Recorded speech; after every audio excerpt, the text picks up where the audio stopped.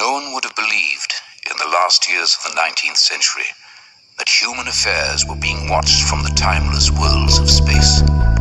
No one could have dreamed we were being scrutinized as someone with a microscope studies creatures that swarm and multiply in a drop of water. Few men even considered the possibility of life on other planets. And yet, across the gulf of space, minds immeasurably superior to ours regarded this Earth with envious eyes. And slowly and surely, they drew their plans against us.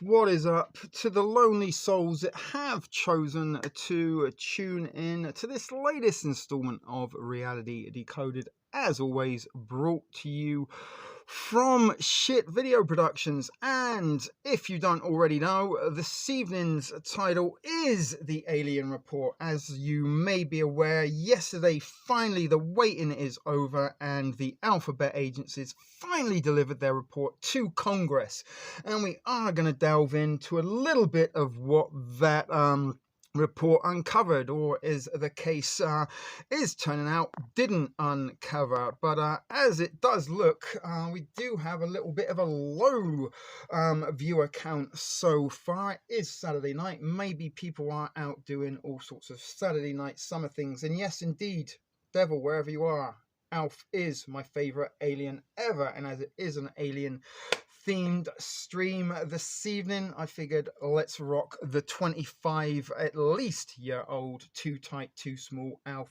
t-shirt. But nevertheless, whether or not it will improve the current viewer figure or not, I do not know. But for those of you who are watching, thanks for showing up. I did share the link to the appropriate social media outlets, but as I said, it is Saturday night, so who knows what the regular offenders are up to, or maybe we are coinciding with other simultaneous streams that may have taken their attention. So Devil was here. If you are here, Devil, give me a sign, make me aware that you haven't been abducted by aliens. And Trip Buddy, it's been a while actually, I think, since we have seen you, but as I said, we do have the revelation that finally this Trip and Devil, well, we have got good company. We're like the three amigos here going into a presentation that nobody else is bothered to turn up to. But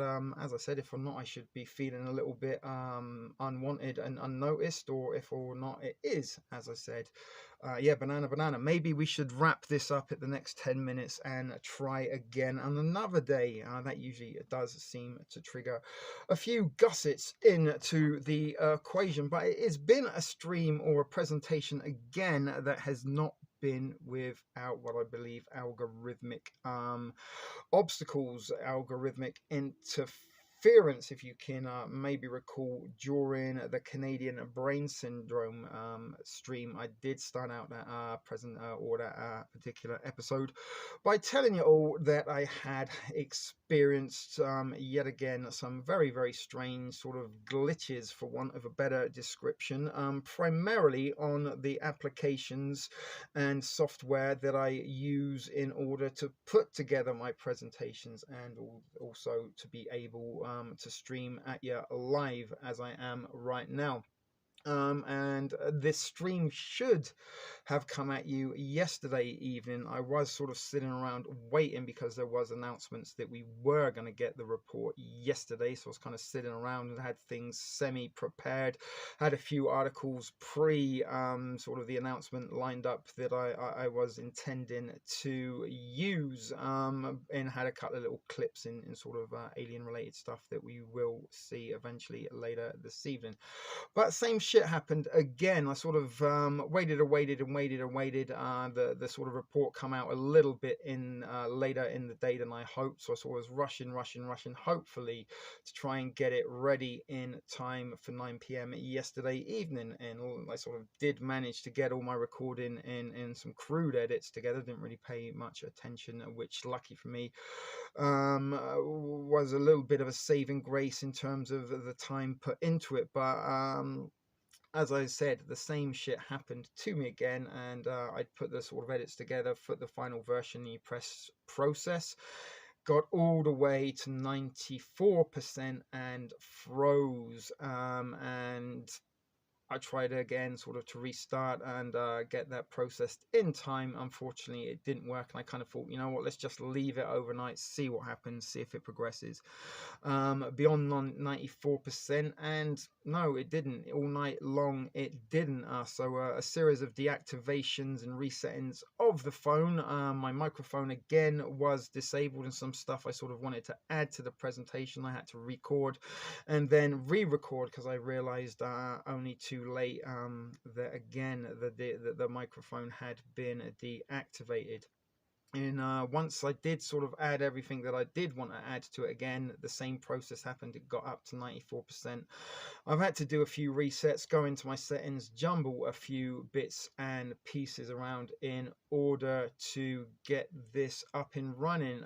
Yeah, Devil, you were one of the few that saw that red moon or blood moon, whatever it was, rising here on Thursday night. Now I did get down to the Cove and met up with some of the gals. We had a little bit of a campfire, and sort of out of nowhere this beautiful blood moon appeared, and I did sort of capture it on my camera rather than streaming live, because I do have a much better camera application than is available in the streaming app. And with the streaming app, literally everything looked black, but in sort of the 4K artificially intelligent camera software did make it look an awful lot better than it would had we tried to have brought that live, which would have been sort of anticlimactic, which is a little bit like the Alien report, to be honest with you. But it was a very rare and beautiful, serene moment, and I was sort of glad that I did get to catch it on camera. But Thursday again was one of those days, lots and lots of chemtrails, lots of streams and in the air. And yesterday and today have been very sort of wet, muggy, a little bit humid, grey and overcast, a lot of rain overnight.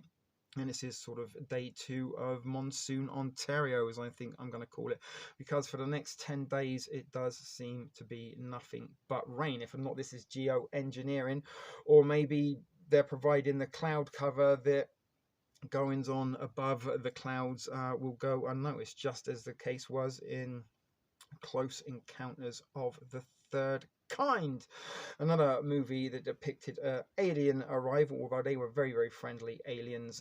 In the end, they didn't have any malevolent intentions, but the government were very aware that they were arriving, and they went out of their way to do all that they possibly could to stop the general public in Wyoming from getting to see that, and by spraying cows with sleeping gas in other livestock to make it look as though there had been a gas leak, and everybody had to evacuate in a panic, in a blink of an eye, in order to get everybody out of place to put the to receive the mothership, and they could then communicate with them. And some of the individuals that come out of that Close Encounter spaceship were from the US Aldridge, and there were also flight members, I believe, that went missing over Bermuda during the 40s.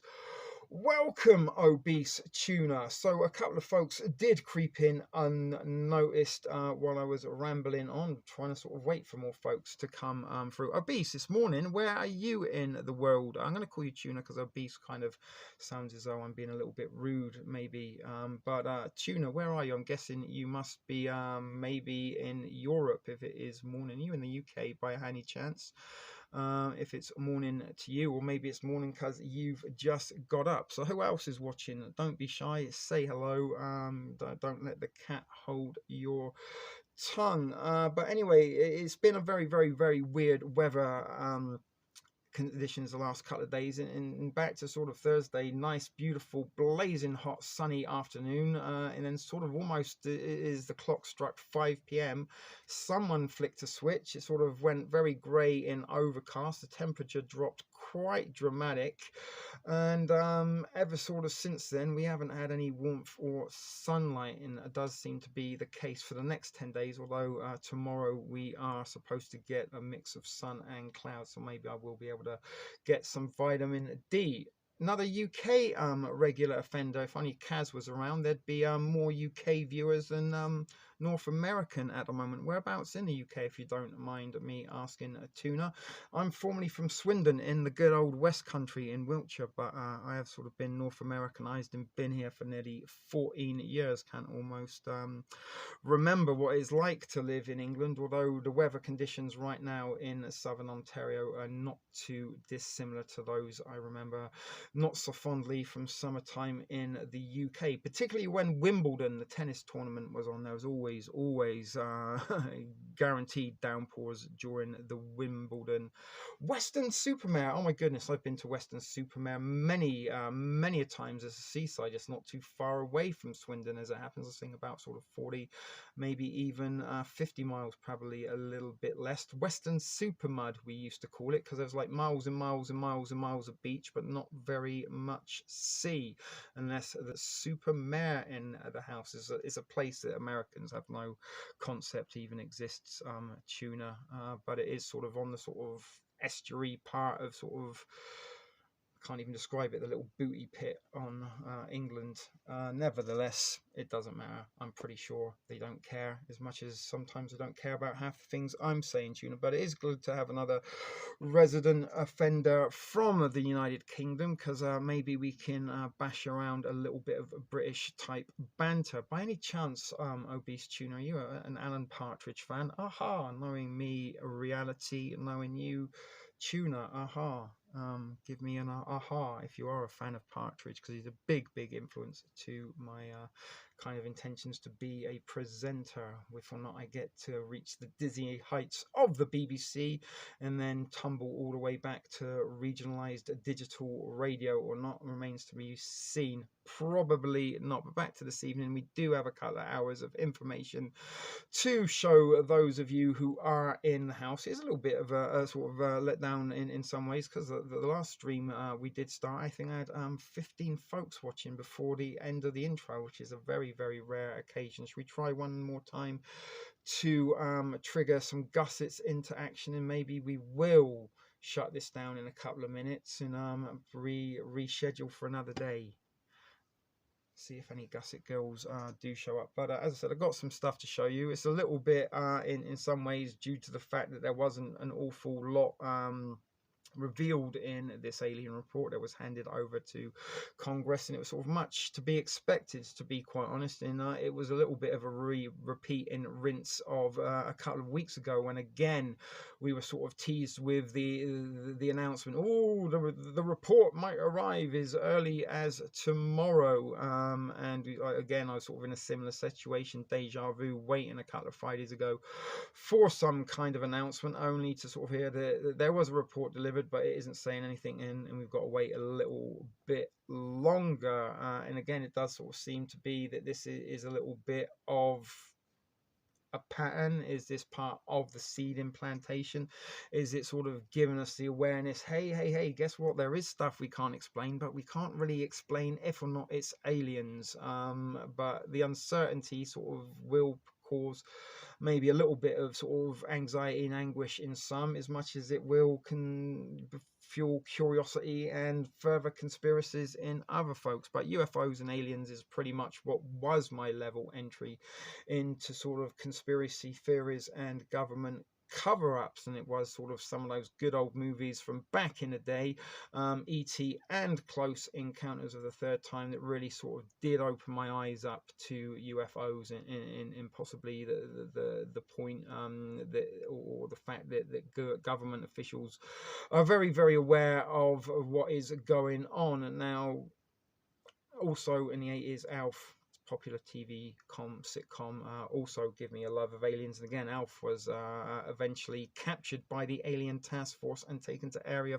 51, if or not you didn't know that. But the 80s in the alien agenda, or the alien sort of themed content, was sort of what sort of did spawn my interest into this. And sort of over the years I've delved into many rabbit hole quite deeply. Some of them I never ever came out. So I've sort of been a little bit expectant to see what this announcement is gonna be in regard to. And again, some of you who have been following around for a while, Trip will be one of those. You can recall that it was sort of last summer, and even a little bit before that, back during the sort of Cali power outages, that I was sort of, why are they putting the power out for a few days? Is it because they're testing something, using rerouting power into another facility that needs a lot of power for whatever sort of secret clandestine experimentation is going on there? Because of course the CIA have got Laurel Canyon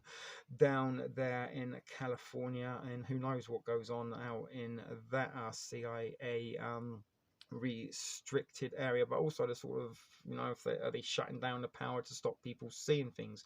Was this the start of the alien sort of ingredient, or was this providing cover screen for sort of alien technologies, experimentations, or running test runs and dummy drills of technology that will be used in conjunction with a hoax alien invasion? And again, this alien sighting, I really don't believe that they are from extraterrestrial, or as the sort of cases seems to be developing the suggestion they might be aquatic, and they're certainly not fallen angels or demons or satanic creatures. Again, this is all what I believe to be part of Project Bluebeam, the hoax alien agenda, and maybe holographic imagery along with highly advanced black budget technology will be used to deceive the public of the globe into believing that we are seeing some kind of extraterrestrial event. We already know what is happening about UFOs. You can't really ask an intelligent question without a sort of already knowing the answer. Know what I mean? Yeah, no, I agree. Devil in sort of rhetoric is sort of being it's kind of like teasing you about, oh, you might be having a surprise birthday party, but you might not.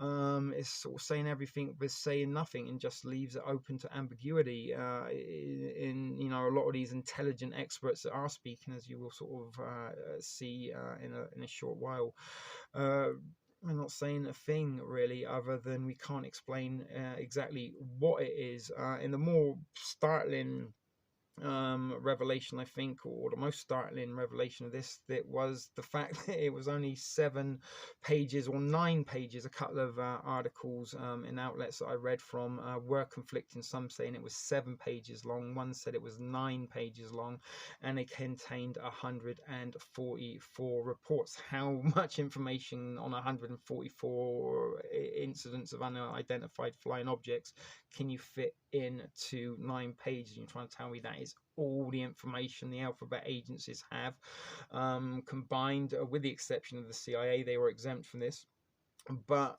that's all they had, 9 pages worth of stuff for all these years that we've been hearing about sightings and reportings. And certainly the report was asked for stuff that has been captured between 2004 and 2020.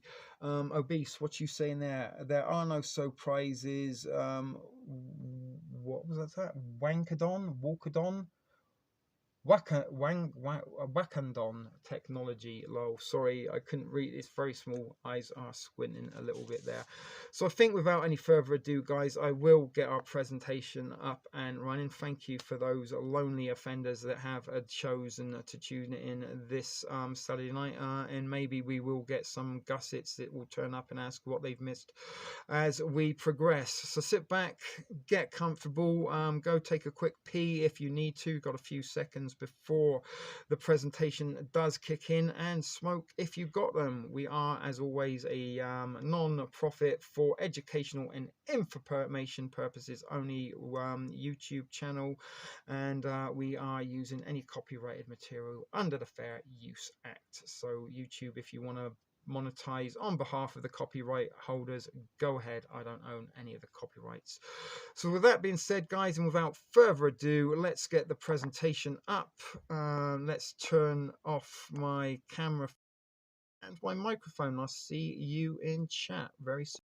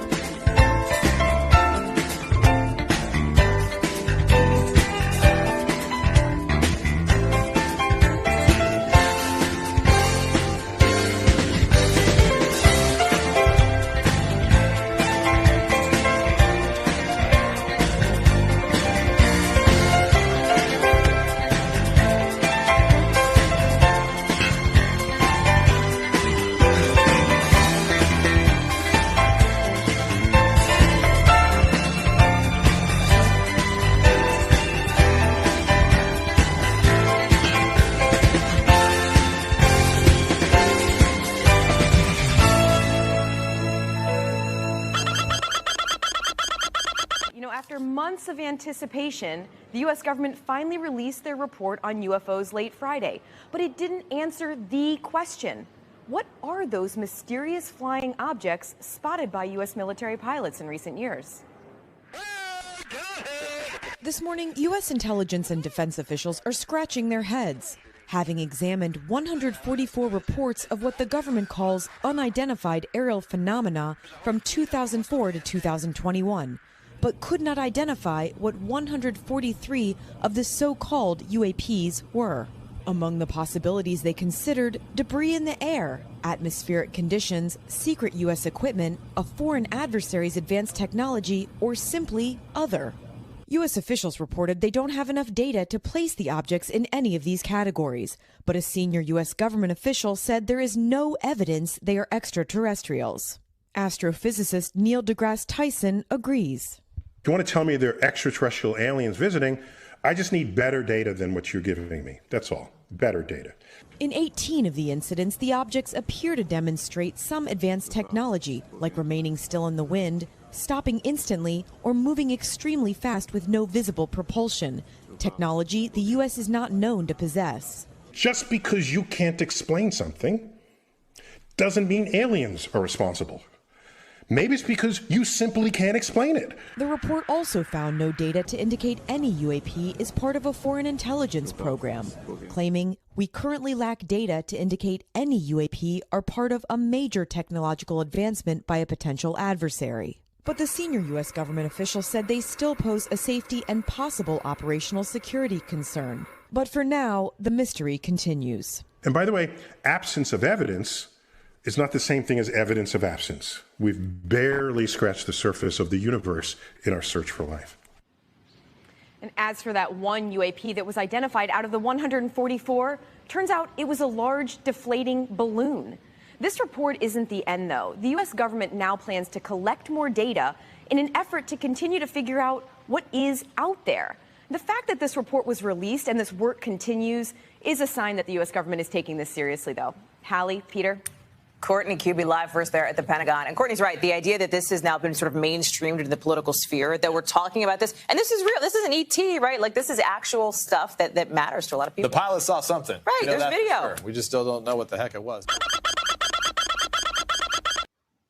So welcome to the Alien Report, this latest installment brought to you from Ship Video Productions for Reality Decoded. And this first article we are going to look at, decoding the government's UFO report, came out yesterday at time of recording at 5:39 p.m. and as we just saw a little snippet of a mainstream news article, it's pretty much to do about nothing and more anti-climatic intergalactic announcements. Unfortunately, I was kind of hoping we'd have a little bit more of an interesting feature present this evening concerning the Alien Report, but I felt it was a little bit appropriate to start out with this article because of the decoding the government's UFO report, because that's what I like to try and do here, is decode reality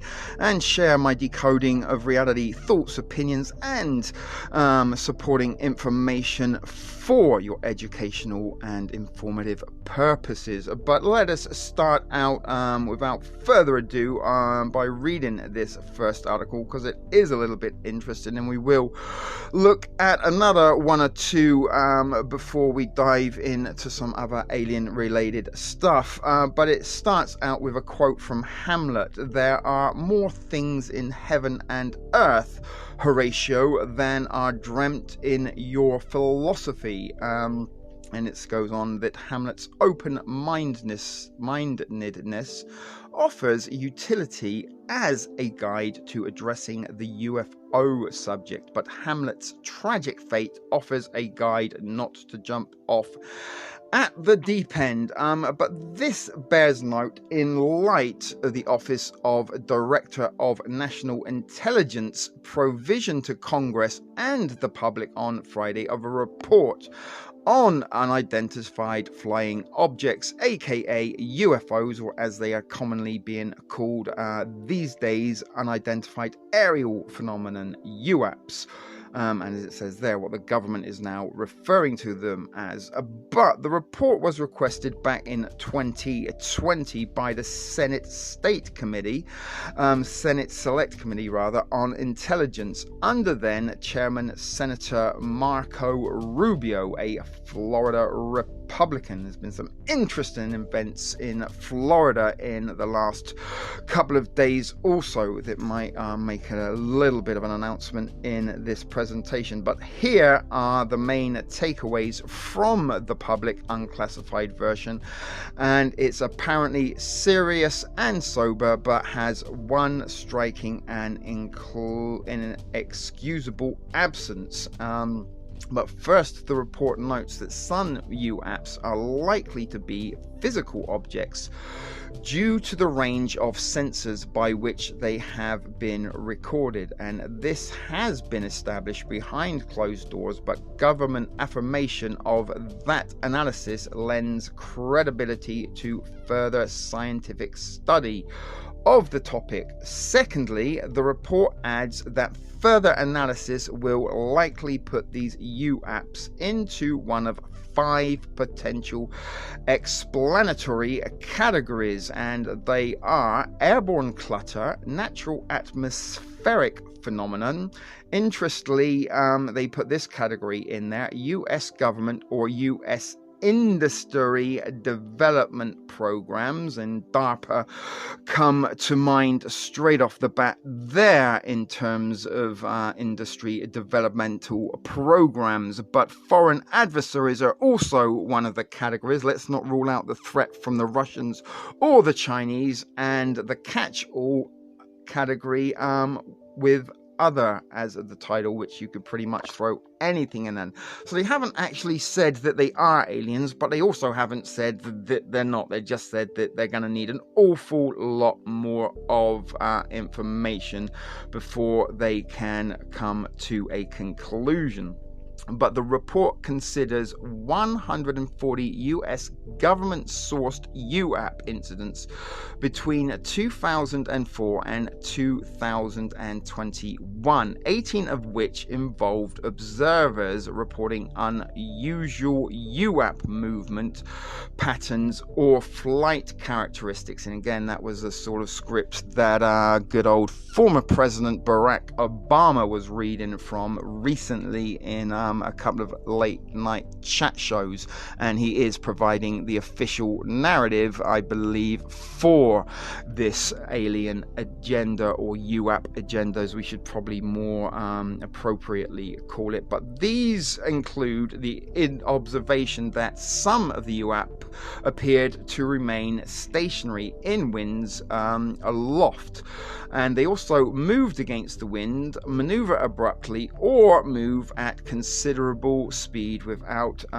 discernible means of propulsion. In a small number of the cases, military aircraft systems they processed radio frequencies, in brackets RF, again, the Havana syndrome, New Brunswick syndrome, brain syndrome, all related to radio frequencies. And could radio frequencies be part of this PSYOP? And could they blame these sort of frequencies in attacks on US governmental types with the technology that they cannot explain in the air? That is what they are calling these unidentified aerial phenomenon. Could the technology be one and the same source of earthbound psychological operation experimentations? But where was it? The radio frequencies. And these energies have been associated with the UAP sightings, and we are conducting further analysis to determine if breakthrough technologies were demonstrated. This is what the report was saying. But this is an area that encompasses what the author refers to as the most extraordinary of UAPs, or the reports in the other category bin, those that numerous sensors and trained military observers have identified as most likely being intelligently controlled vehicles of unconventional technical capability. not known to be in the possession or development of any national government or corporation. And it is this UAP category that also involves the most stigma, as report observers' narratives from aviators, and again they use the word narratives there, in operational community and analysis from the military and intelligence community describe this paragament, is that how you say that, associated with observing UAP, reporting it, or attempting to discuss it with colleagues. Yet, while the report calls for more organization and funding, of course they're going to need more taxpayer money to look into this research of UFOs, it does offer some notable absences. Rather, for whatever reason, the CIA was not a party to the report, and also glaring is the report's finding that UAP sightings also tended to cluster around US military and stroke government training and testing grounds, which again supports the sort of speculation that this could well indeed be clandestine black budget US technology or US industrial technology that is being tested, and this is why military seem to be always on hand to observe this phenomenon. But we also assess that this may be the result of a collection bias as a result of focused attention, greater numbers of the latest generation sensors operating in those areas, unit expectations, and guidance to report anomalies. One word is missing here: nuclear. Its absence in the context of that training area, quote, undermines the credibility of the government's assertion that this report provides a public accounting of what it knows about UFOs.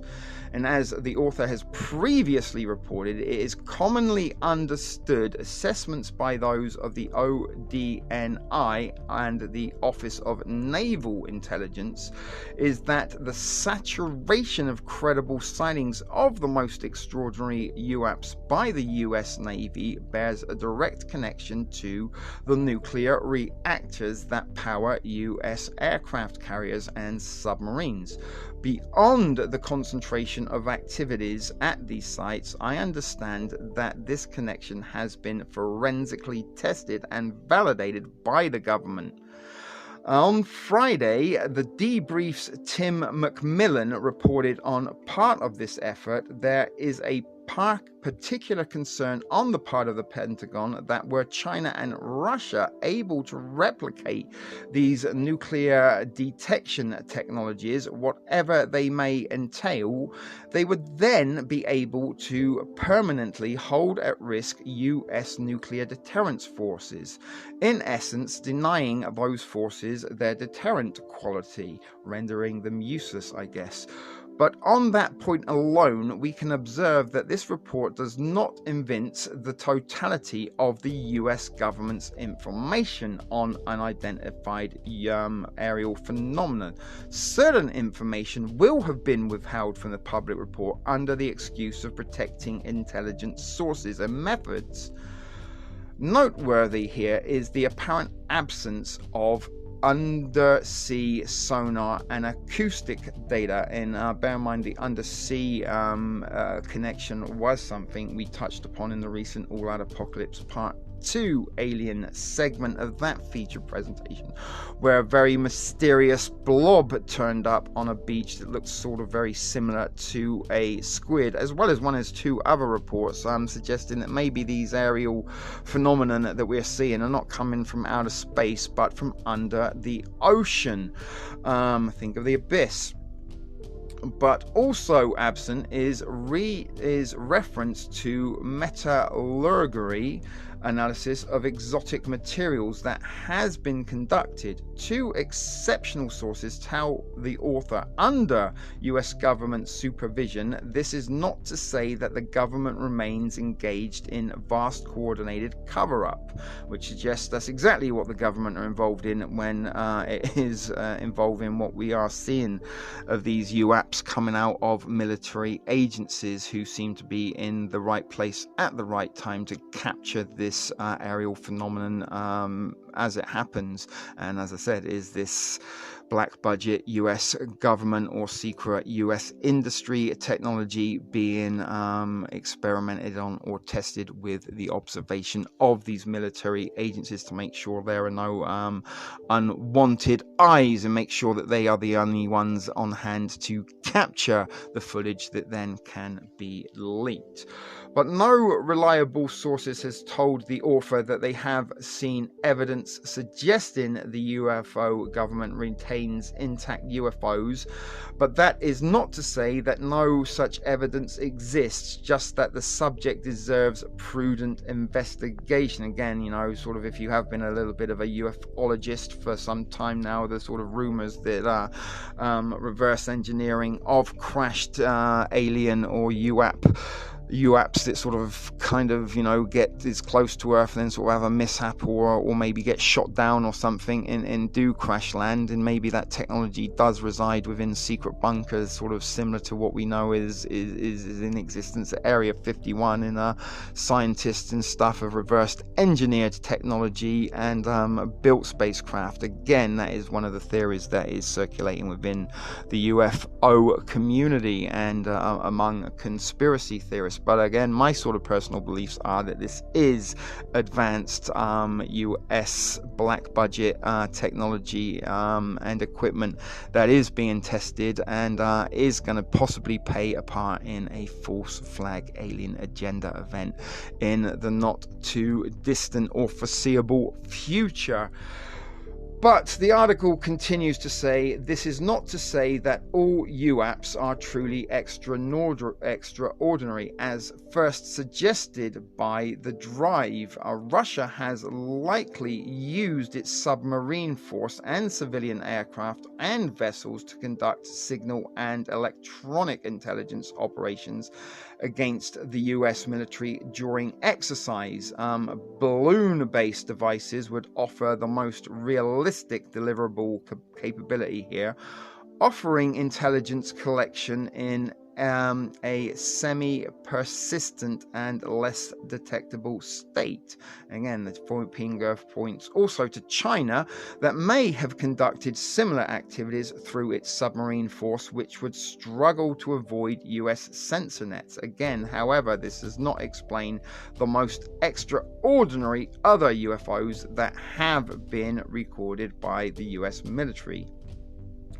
The need for more questions should not dilute the importance of absent answers, and the most capable intelligent apparatus of the most powerful nation on Earth says that some UFOs are likely to be truly unexplained vehicles. Hence, why concerned former US government officials are saying that open-minded questions must be part of the solution, problem, reaction, solution, folks, in considering this topic. The report rightly indicates a need for further investigation. So as I said, it wasn't exactly the best of report, but they are sort of decoding some of the narrative that is contained within this recent announcement of what they are saying. And now it depends on what outlet you're looking. Some say it is 7, some say it is 9 pages of information that was handed out by the alphabets to the government concerning this, but it is pretty much only one of those incidents involved or contained within those 9 pages that was explained and passed off as a weather balloon, but the other 143 incidents remain unexplained. So I'm not sure exactly what that is telling you, but it is telling you something, I'm sure, without telling you anything. So that was decoding the the government's UFO reports from the Washington Examiner. And again, we are going to go over and look at a couple of other mainstream articles concerning this before we look at some other alien related stuff. So stay tuned. Next up, this article that was on Yahoo News reads, no matter what the UFO report says, the damage is already done. And although it doesn't really say anything more, because the report itself didn't really say anything, and as I said, it doesn't say anything more than any of the other articles, what it kind of does highlight is the psychological effect of the announcement of this report, and for the last sort of few months or so, the Alien Agenda campaign has been in seed plantation, and I do sort of believe now that it is beginning to bloom. And if it is a psychological operation, then obviously it will be a campaign that will affect the minds of the masses rather than a physical operation that will, be whatever it is, if or not it does come to be with regards to aliens. Are we going to see an all-out invasion, or are we going to see benevolent, here to save the day aliens? Who knows? But the Alien Agenda is in full campaign, and very much so. They are kind of borrowing from the Orson Welles dramatization of War of the Worlds, which I truly believe was a psyop back in the day, using the medium of mainstream entertainment radio, and where they passed off dramatization as real-time news events. And the psychosomatic and psychological damage of that psyop in particular were quite significant. But let's move on. We can see a rendition of a flying saucer in an I believe caption on a meme there. But the US government's hotly anticipated report on UFOs does not lend any credence to the belief that intelligent aliens have visited Earth. But it has implanted the idea in many American and, people's heads around the world, and that implantation is here to stay. And again, seed plantation is very, very important in these psychological operations, and these psychological operations often do lead into false flag events, or as the case often seems to be, drills tend to go live. And are we seeing drills in testing with this technology by the US government that may or not go live in the future? But the big picture of this article is saying that people want to believe. Early accounts of the report even suggest that it would not claim that these objects are alien in origin, is pretty much every article and the report itself is saying. But that didn't stop the speculation that these UFOs, or unidentified aerial phenomenon as the military refer to them, could be proof of intelligent life forms, some are calling. But experts worry that the release of the report will just continue to fuel conspiracy theories and anxieties for years to come. So it could quite possibly be a sort of long run agenda. They will kind of continue to sort of make announcement, leak a few videos, have a whistleblower there to sort of continue adding to the narrative. And again, the sort of borrowing from the sort of Cold War narrative that, oh my goodness, at any given moment our enemies could launch an all-out nuclear assault on us and wipe us out. As a result of that, that kind of fear did keep a lot of people in place and in check, and sort of under, hiding under the bedclothes at night with nightmares and thoughts of impending nuclear holocaust.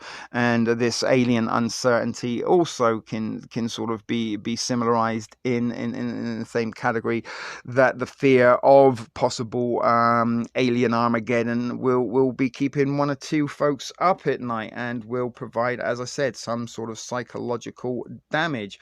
But what is happening, the public version of the UFO report, which Congress demanded last year, found no evidence that aliens were responsible for any of the UAPs that were investigated. However, the investigators weren't able to find explanations for all of the reports they looked into, leaving the door open again for more conspiracy theories to develop, and a few more deep state shills to come in and provide the counter narrative for this agenda. But why it matters, instead of tamping down anxieties and conspiracies, it is possible that the release of this report will actually stoke them, even if it says they are unfounded. Again, uncertainty will go, well, there's nothing to say, nothing to worry about, or, oh my goodness, what aren't they telling us? And again, this is on a need to know basis, and in 144 reports were condensed into only 9 or 7 pages, depending on what outlet you get your information from, how long that report is.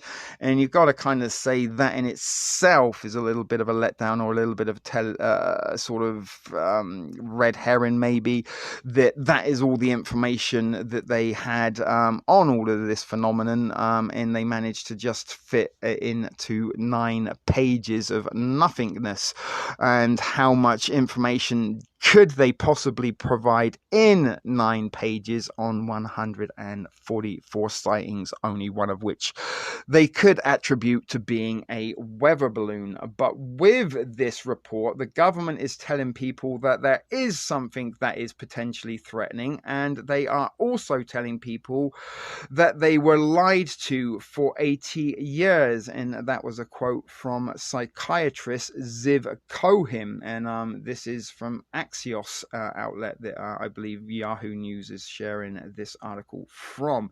But I think the problem is when the government tells you that they, in brackets, were lying to you, then that makes people naturally think, are they telling us the truth now? And again, how much truth are we ever been told by the government? I would go as far as to say probably not an ounce of it, to be honest with you. But again, this is the sort of design of the PSYOP, is to kind of fuel uncertainty that will add to the fears and concerns growing around this, and the fact that they now have been delivered a report at a request so they could sort of make up their minds to do what they were going to do about it. They now are like, oh yeah, you know what, we're going to need some more information. So again, it gives the sort of alphabets a little bit of a time window to sort of get together and decide if or not what information they will contain in any future reports. And during that time, I'm pretty sure of it, we will get some more leaked footage and more counterculture narrative for the opposite side of this coin. But between the lines, much of the public interest around UAPs, aka UFOs, recently has stoked. In 2017, when the New York Times published a widely read story about the Pentagon program to investigate the UFOs. And ever since then, new videos and eyewitness accounts have continued to stoke the public's imagination about what these UAPs could actually be. And after years of dismissiveness by the Defense Department and the government, they've all of a sudden started taking UFO sightings much more seriously, at least publicly. And is this taking it more seriously for the public, all part of the psychological operation and the seed plantation for a future false flag event? I would have to say and strongly believe that it is. But I would say, the author says, that from 2017 to now has been like one large cresting wave to the present and the forthcoming report. And then within that, there are lots of smaller ups and downs. Sarah Scholes, the author of a book titled They Are Already Here, and she is a UFO culture expert, I said, told the outlet what her thoughts were regarding this. But reality check, there are plenty of scientists searching for life out there in the solar system and the universe, but the scientific quest to find life somewhere out there has nothing to do with UFOs or UAPs. Never a straight answers Perseverance rover on Mars now is searching for possible signs of past life on the red planet, while the agency plans on sending new missions to Venus in the coming years that could tell us more about its habitability in the past and even the present. Researchers focusing on SETI, the search, or STA, the search for intelligent life rather, don't assume that aliens with faster than light technology have visited us. Instead, they search the skies for radio waves that technologically advanced civilizations could have produced and inadvertently sent into space. And as I said, that's pretty much it. But again, it does sort of highlight the point that they do seem to be making a very, very concise effort to allow the public to know that the government and Department of Defense and other agencies around the globe are in fact taking what was once considered nothing but conspiracy theory as a threat to national security. And again, of that, folks, make of it what you will. Is this just entertainment for the masses and part of the Mockingbird media, or is this seed plantation for future false flag events? So as I said, let's go and take a couple of glances at a couple more recent articles in the last 24 hours that have circulated regarding this. And again, we've got some more information and thoughts and opinions from former President Barack Obama to check out next. This article from Global News reads, if UFOs are aliens, Obama hopes humanity would find common ground. Now, this is a narrative borrowed from another former president, although at the time he provided this rhetoric to the globe, he was actually serving as the president in the White House. But we have featured those three speeches from Ronald Reagan where he addressed the United Nations several times and said he wondered how humanity would react if we were poised with a threat from extraterrestrial alien invaders, and would the coming together of United Nations be for the benefit of humanity in that instant. In a unifying common foe is the next level of psychological operations. We've had wars on terror and those other sort of psyop campaigns and domestic terrorisms in the past, and now we are in the dawn of global threats, and the global threat of a certain virus has sort of split the nation. Although it is a unifying threat, it has split the globe rather, in split nations in division over whether they need to perhaps wear a mask and get a vaccine, or not to wear a mask and get a vaccine. And that is part of the Hegelian dialect problem reaction solution, that the reaction will be twofold: those for and those who are against the problems narrative that is provided. And they do provide the narrative for both sides of the argument in controlled countermeasures, as well as mainstream saturation of propaganda. But as I said, Obama is borrowing again from a former president, and the script and the deep state's alien agenda seems to be rebooted here, and he is saying that he hopes humanity would find a common ground. There is a video there of the footage we've seen over and over again and quite a few times in previous alien agenda related presentations at Reality Decoded. I'm pretty sure if you are somebody that pays attention to what's sort of going on, you will be all too familiar with the leaked footage, that nothing leaks that wasn't meant to, and nobody blows whistles that weren't meant to be heard. But former US President Barack Obama doesn't claim to know the origins of the UFOs that have been spotted primarily by American military personnel. But if they are from another planet, he'd like to think the knowledge would unite humanity rather than tear us apart. Obama opened up about, sorry, went too far there, the long shot possibility that UFOs could lead to proof of aliens this week in a new podcast interview with the New York Times.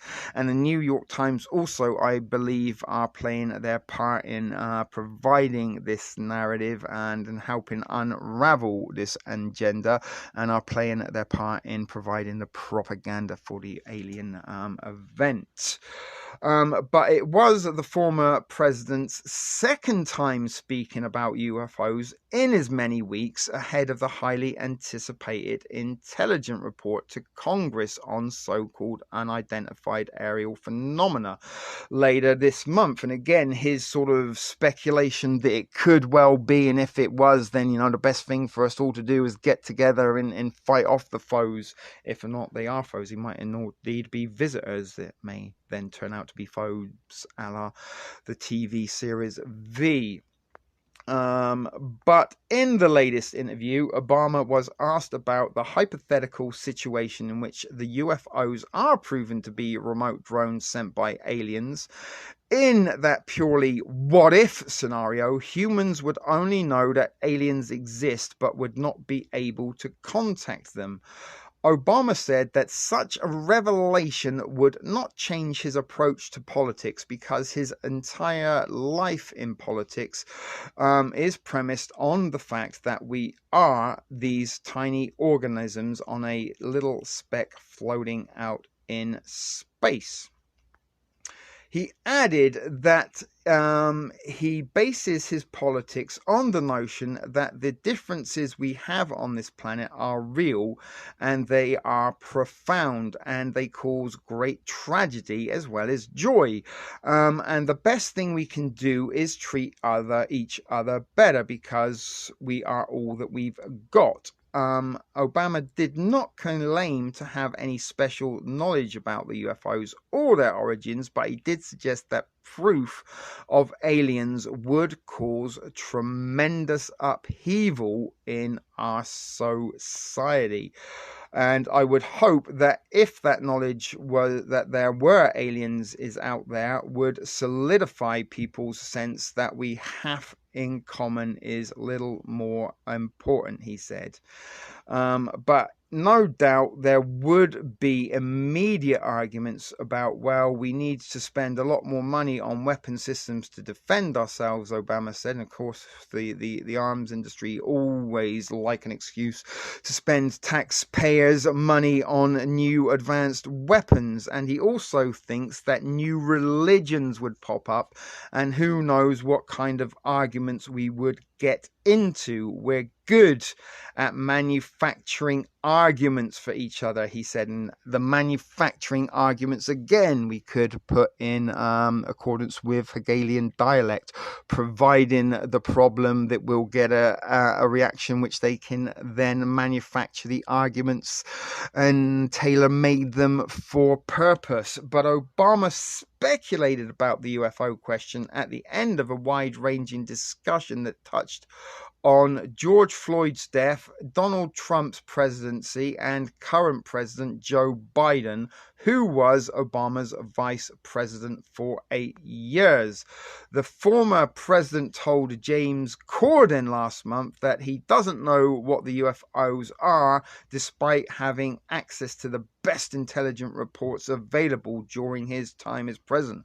I wonder if he had far more than 9 pages of the best intelligence reports to go on to give him his information on the UFO and J&W. But when he came into office, he said in a joking moment on CBS Late Show with James Corden, what is true, and I'm actually being serious here, is that the footage and records of objects in the sky that we don't exactly know what they are. And he went on to say we can't explain how they move or their trajectory, and they did not have an easily explainable pattern. And so he thought that people still take seriously trying to investigate and figure out what it is. And again, that is reading from the script for the official narrative concerning these UAPs. And there is a picture of him from that episode of The Late Late Show that we did feature in All Out Apocalypse, and I'm pretty sure you may be aware of it also if you didn't catch All Out Apocalypse Part 2. But former President Trump claimed last year that he had heard very interesting things about Roswell, the New Mexico incident that was known for an alleged UFO event in 1947, and he won't talk to you about what I know about it, but it is very interesting.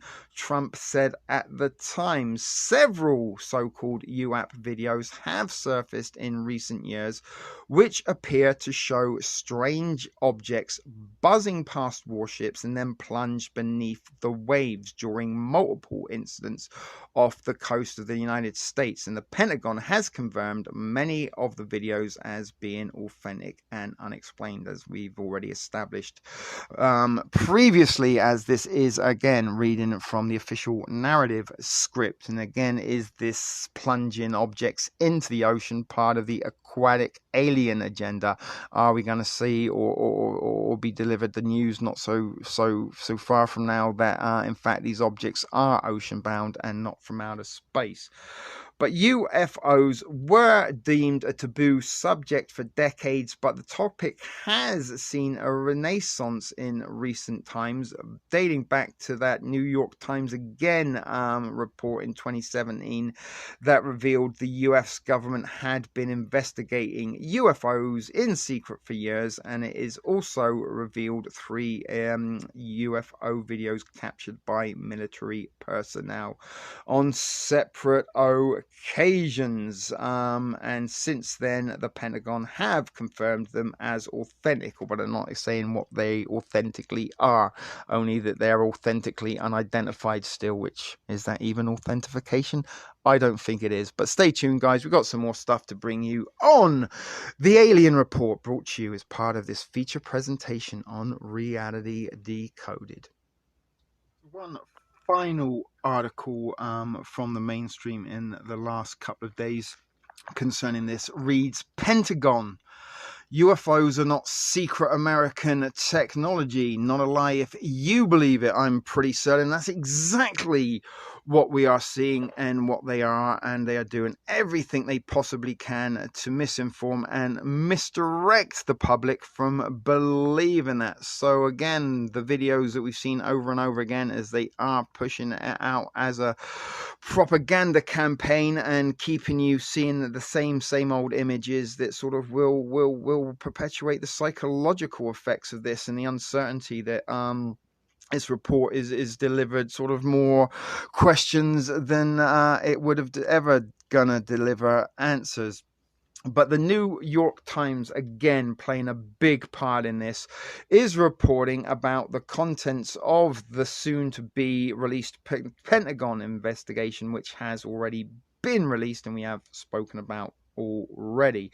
But the Times says the report to Congress will leave open the question whether some UFOs are alien spacecraft.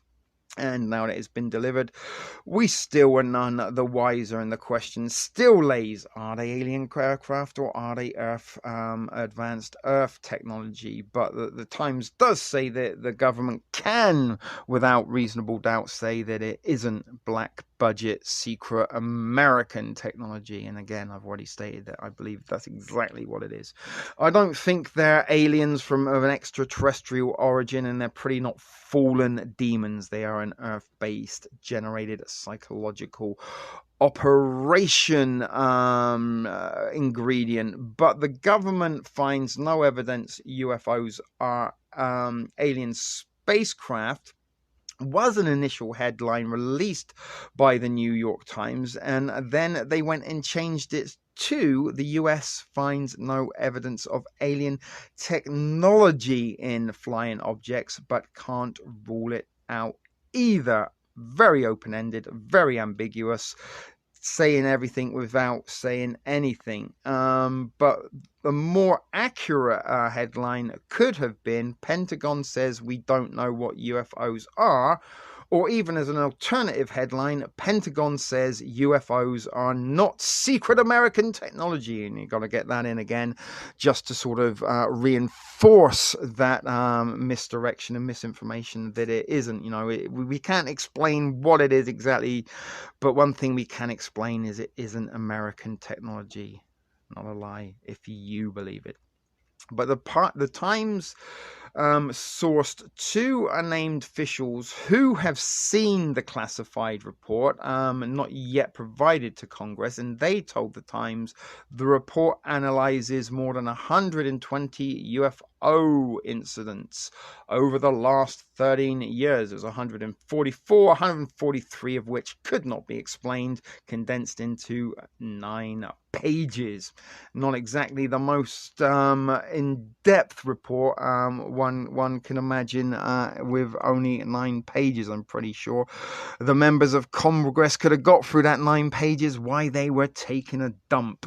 But much of the evidence was previously compiled into a briefing document that was produced by the UAP task force, and a report that includes startling images of craft considered to be true unknowns. And a few of the images and videos from that report have already been made public by Mystery Wire and filmmaker and deep state shill beat a boy with a beard, Jeremy Corbell. This includes photos taken by US Navy pilots off the East Coast and videos recorded by the Navy off the West Coast. And here are some of the East Coast pictures from March 29, what looks like a silver object in the air there. And it's titled a metallic blimp, whatever that is there, a sphere. And look at that one, also got a nice wiggly wave going through that. I don't know if that is something that the Air Force captured, if or not that's targeting technology, or they just added that for effect. Of some of the familiar black pyramids that have been seen around the world, hovering above various towns and cities, including my hometown of Swindon in the United Kingdom, that resides in the good old county of Wiltshire. But the West Coast photos and videos are from July 29 and show pyramid shapes again and objects above the USS Russell, a sphere disappearing into the ocean not too far from the USO Omaha, and a radar showing multiple unidentified objects surrounding again the Omaha. And here are some images of those pictures and videos that were released. Still images from the video recorded by the US Navy showing pyramid-shaped UAPs flying above the US Russell, what we just saw, and 2 other incidents evaluated by the UAP task force are so-called gimbal UFO event off the Florida coast in 2015 and the Tic Tac incident off Southern California in 2004. And those are the released videos that we have seen multiple times. But the Times says that the unreleased report that's now been released leaves open the question of whether the amazing technology might have been a foreign adversary. And David Fravor, the pilot who first chased the Tic Tac, shared his opinion with Mystery Wire in 2019. And he said, if you'd asked me in 2004, I didn't know. My thing is now almost 15 years later, and the technology is still there. No one has figured it out, or no one has seen it. You can hide stuff for a long time, but hiding stuff for 15 years is, I think, it gets harder and harder and harder. Not really sure exactly what he was trying to say there, but that was his statement. And if the Times story is accurate, then the UFO report will be amazingly similar to an assessment known as the Twining Memo, written by an American general back in 1947, around the time of Roswell, which basically said these things are real, but we don't know what they are. And I think there it is, a photocopy or pictures of that intertwining menu. But the biggest news in the Times is that the report will essentially rule out a possibility that secret American tech is responsible for most of the notable UFO incidents. I'm going to pretty much say and repeat again, I believe that's exactly what it is that we are seeing. But former Nevada Senator Harry Reid, who co-sponsored the predecessor, former Henry Reid, for the program of UAP Task Force. He sponsored him into the program of the UAP Task Force, and AATIP has said all along that the Russians and Chinese again are studying the UFO mystery. Lou Elizondo, who spent 10 years as head of the AATIP UFO investigation, says technology seen by US pilots is beyond anything known on Earth. And he said that to Mystery Wire that the US, Russia, and China are all in the same boat.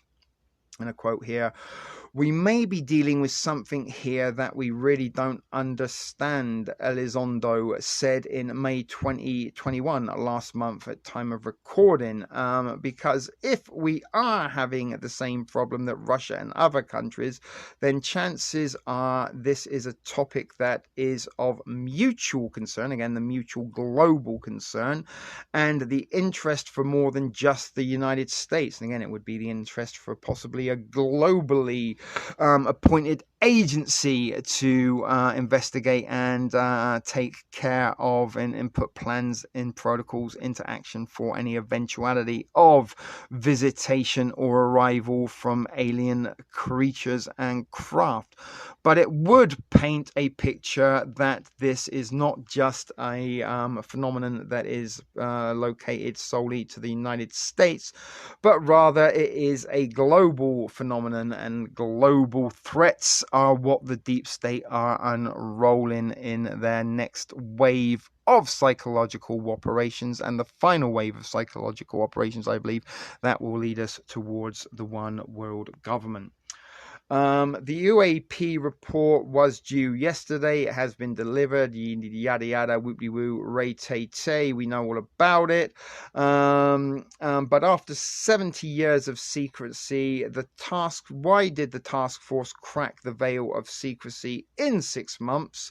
Retired intelligence officer Colonel John Alexander doubts. I think there's two issues. The most serious pushback you're not going to see that's going to happen behind the curtain, if you will. And when he says, hell, we know we won't go, you know I'm not going to provide the data. And again, another sort of statement that doesn't really say anything at all. And I guess that is a picture of Colonel John Alexander there.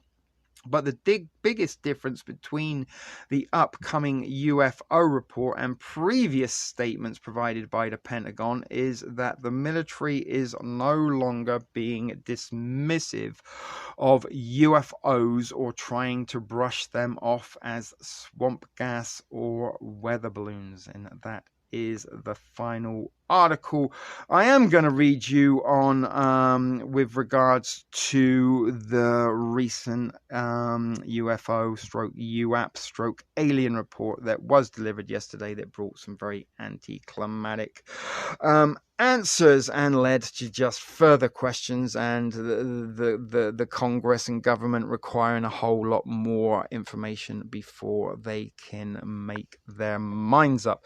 But we are going to go and look a little bit at the aquatic possibility and refresh you guys with an article that was featured in All Out Apocalypse Part 2 concerning a weird alien squid type creature that washed up on the shore and is this part of the seed planting for an aquatic alien and agenda. And also it's going to fall into some fiction decoded with a piece of fiction I've talked about many, many, many times and has a great influence to me in many, many ways. The Watchmen. Stay tuned, guys. Now, some of you guys may remember in All Out Apocalypse Part 2 the article that we are just looking at don't worry, we're not going to repeat and read it again. We are just going to point out the headline. Alien or new marine species, a mysterious blob that washed up on a US beach leaves netizens and experts baffled. And the article did say that they cannot identify what the object we are now looking at on our screens. And it was during that presentation, and when we were looking at this article, I did make a remark and reference towards a piece of fiction I have recommended you guys check out many times before, and a piece of fiction that is highly regarded by myself, and is a piece of fiction I consider to be as prophetic as Soylent Green, and that is Alan Moore's Watchmen. And please do not watch the movie. Please try to read the graphic novel. And if you can't read the graphic novel, then you can find the motion comic of Alan Moore's Watchmen on YouTube. Free to watch, and I do highly recommend it because it does depict a miniaturized industrial complex tycoon representation of an elite, the most richest and wealthiest man on Earth, that decides to save Earth from itself by creating and carrying out a false flag hoax alien event that he dropped a teleported special effects alien that he created in a secret island into the middle of New York, Manhattan Island, killing 3 million people in the process. And we are going to go over now to fandom.com and look a little bit deeper at the alien squid from the Watchmen and determine if or not this is predictive program for an event that is yet to be coming to our reality.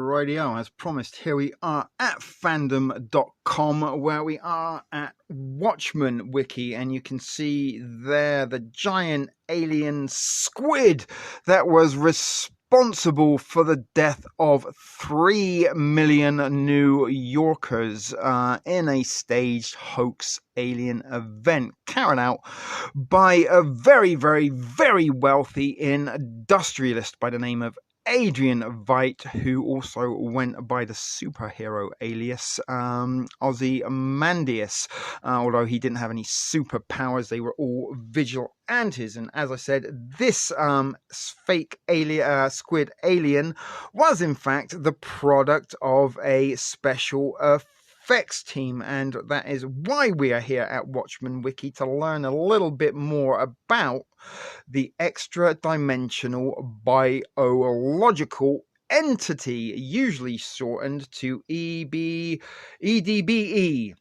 and commonly referred to as the alien monster and or the alien squid, and as I think you may have seen for yourself, is not too dissimilar to the weird and wonderful thing that washed up on that North Carolina beach, but it was a giant genetically enhanced psychic monster that resembled a humongous mutated squid, and it was created by Adrian Veidt to prevent a nuclear fallout from a potential Third World War.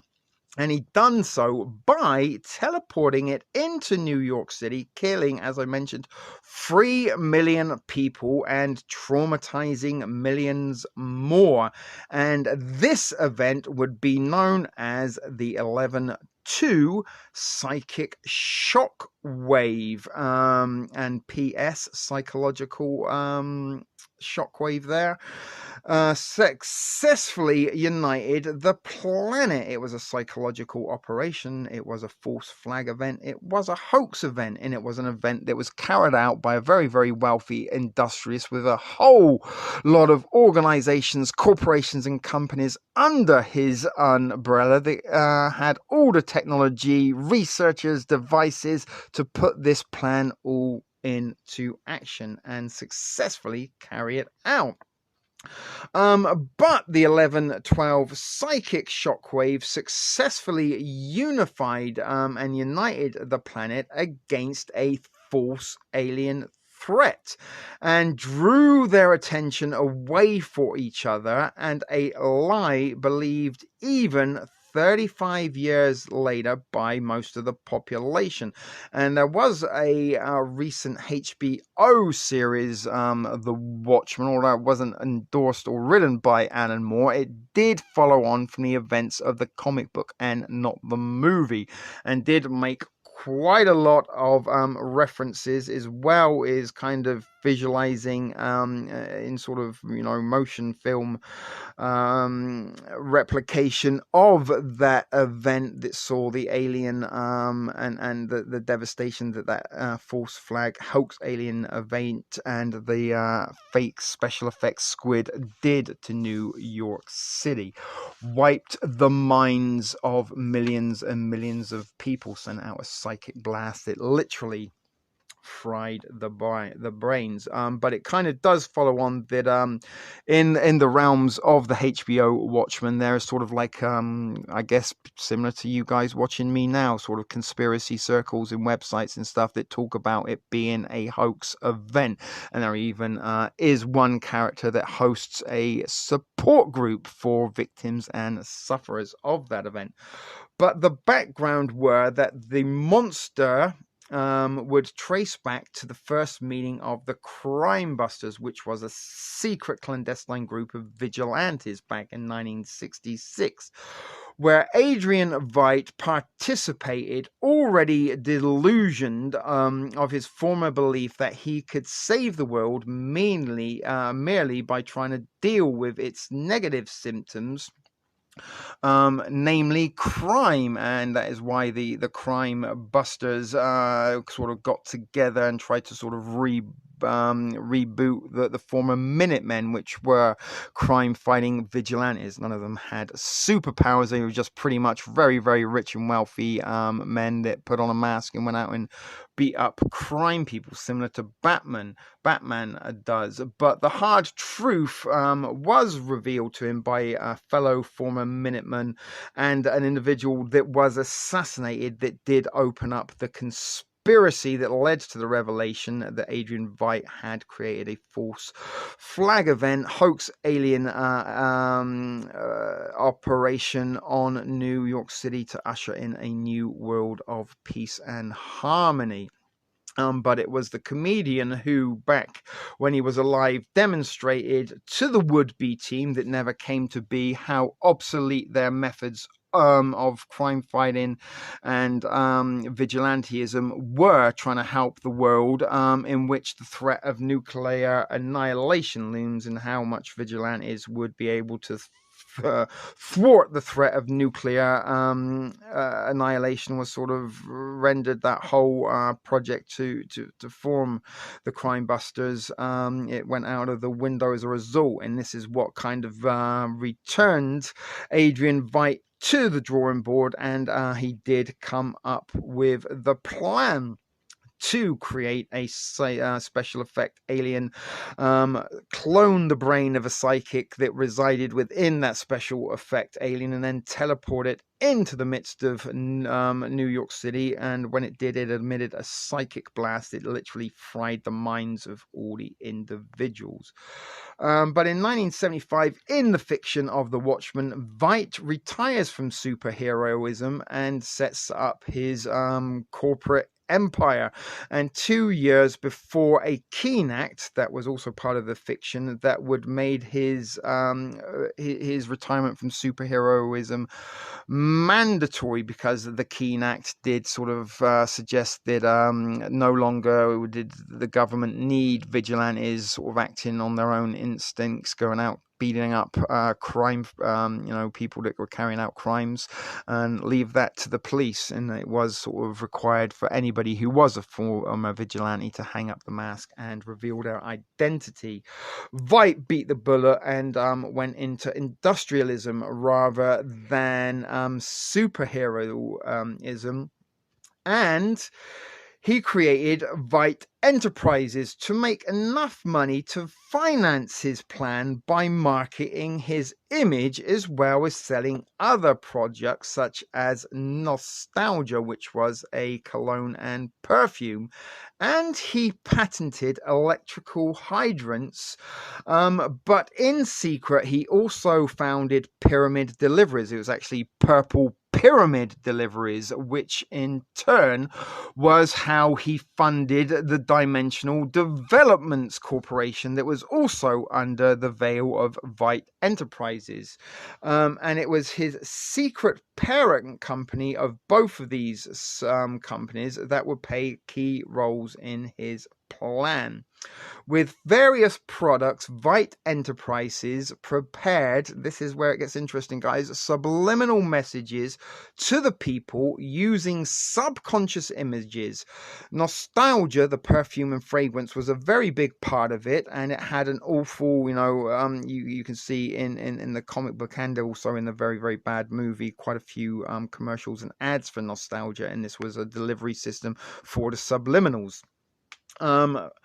And also was another part of it was the Utopia Cinema that was also owned by Veidt, and this displayed mostly retro style sci-fi alien invasion themed movies, while subconsciously preparing people's minds for the alien and monster, and the eventuality of Veidt's utopia of living in a loving world. And as I said, this is a little bit how predictive programming works in real life. They provide imageries in movies that add and will titillate the fears, or will activate the curiosity of conspiracy theorists in sort of does play a part also in culture creation. But it is a delivery service or delivery system rather to provide messaging and programmatics for the eventuality. And this is kind of again why The Watchmen to me is so very prophetic,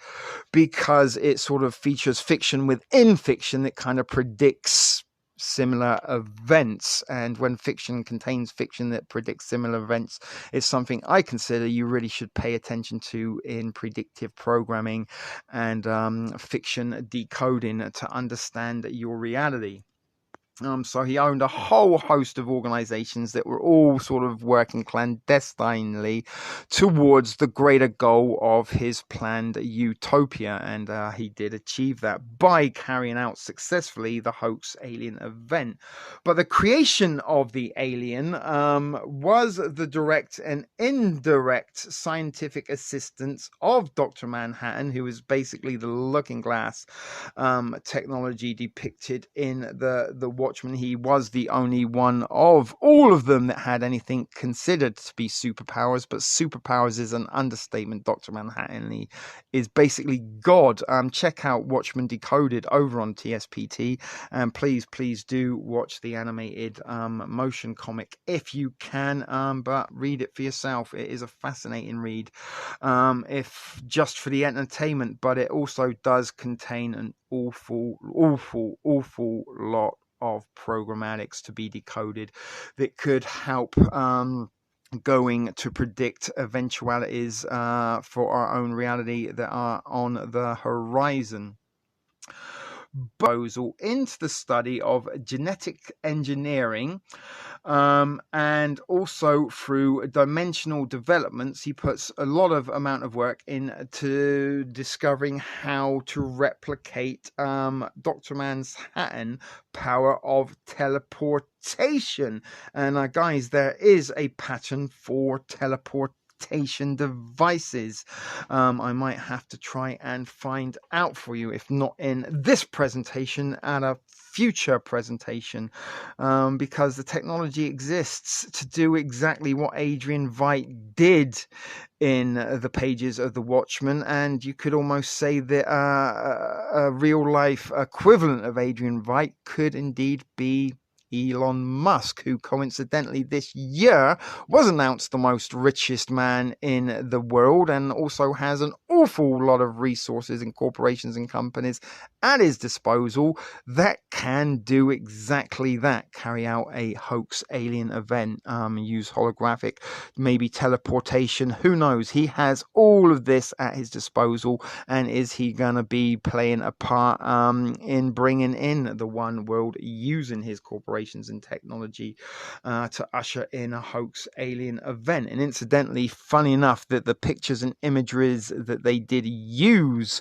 when they announced that Elon Musk was the richest man in the world, it was in front of sort of a decal, I guess, that did contain nothing but purple pyramids. Make of that what you will. But once he had created the creature and navigated the ability to teleport the creature into New York, he needed the last ingredient, which was the psychic brain, and this was the key to the psychic blast. But I did get a little bit off track from what I was reading then. But it was sort of a space in time event that he did sort of order to drop this squid into New York cities. So let's move away from that, because I did get very, very lost in my train of thought there.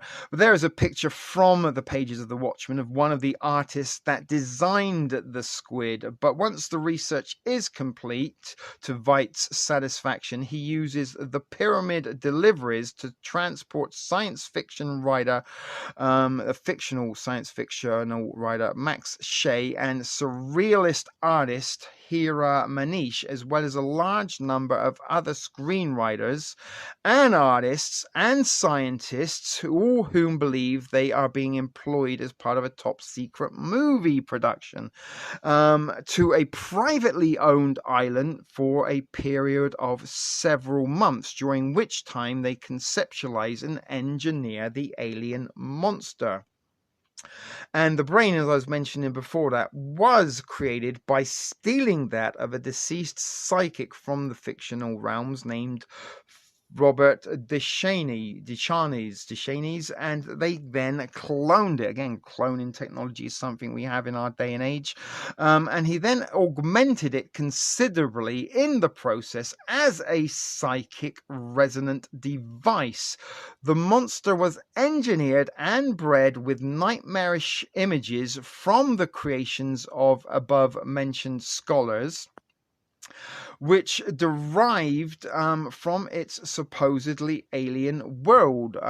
Both the disappearance and the theft of the brain were reported by a sort of publication similar to the National Enquirer called the New Frontiersman, and they correctly insisted that this was part of an elaborate conspiracy, but for the wrong reasons. They didn't tie it in to the alien hoax.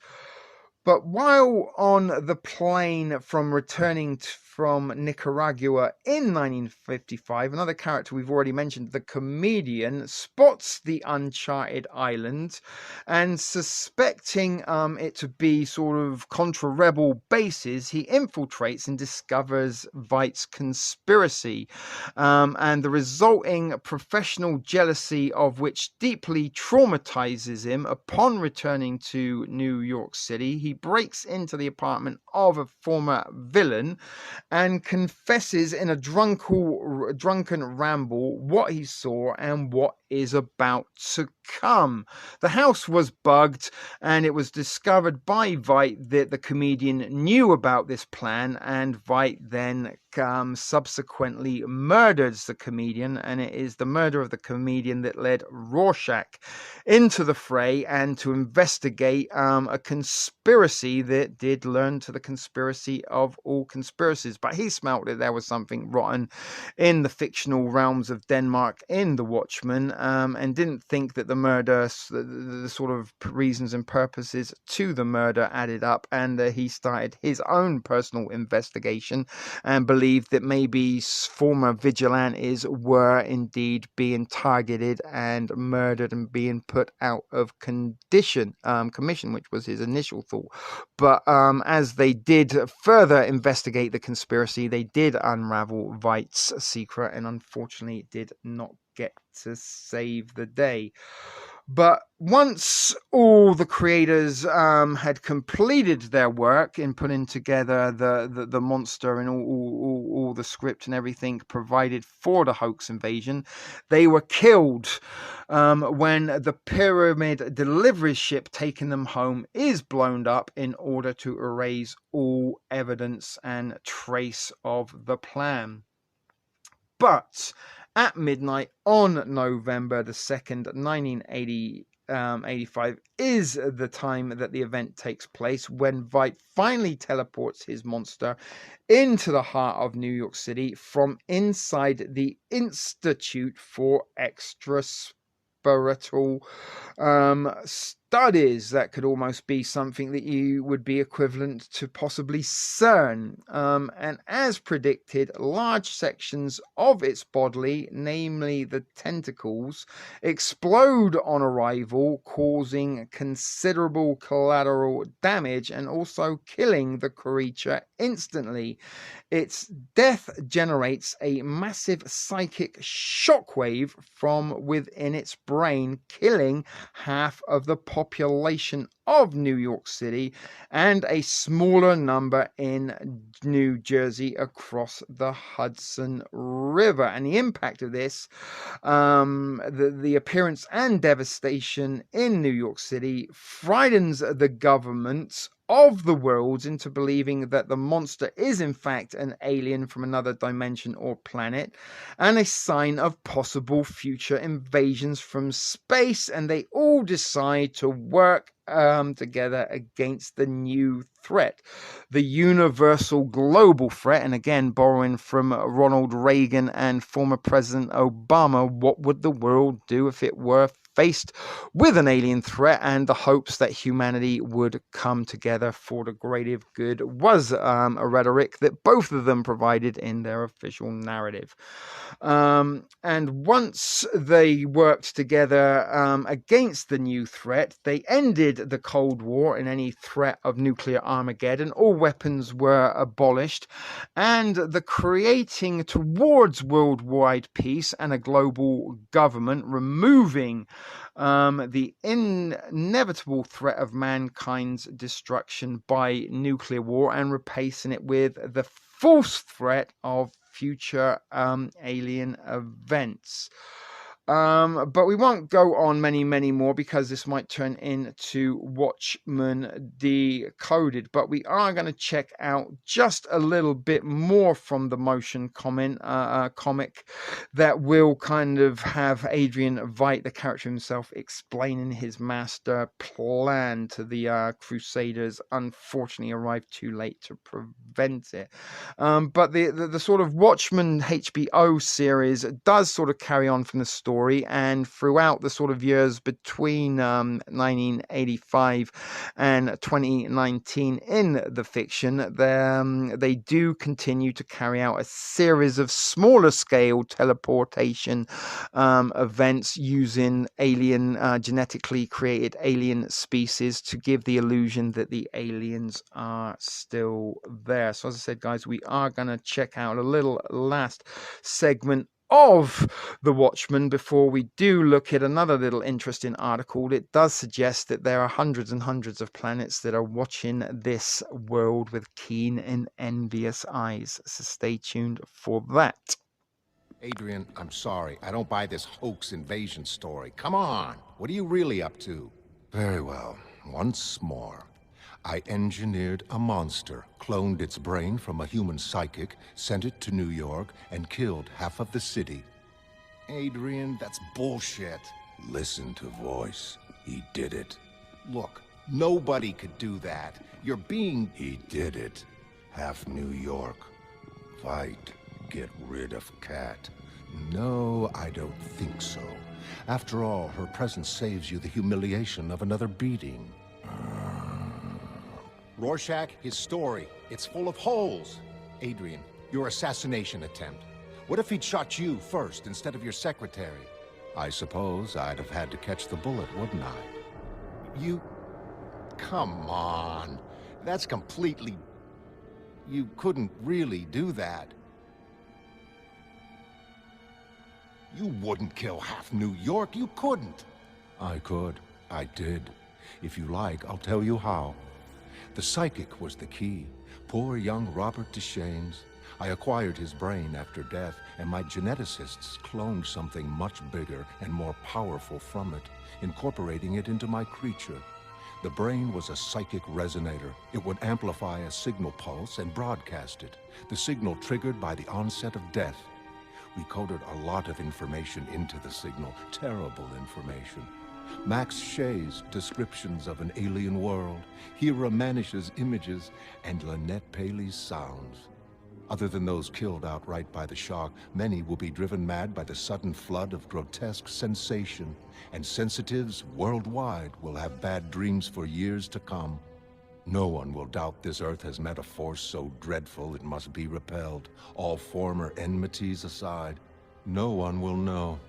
Those involved are all dead, killed by killers who killed each other. A lethal pyramid. What about us? Yes, I've been rather wondering about that myself.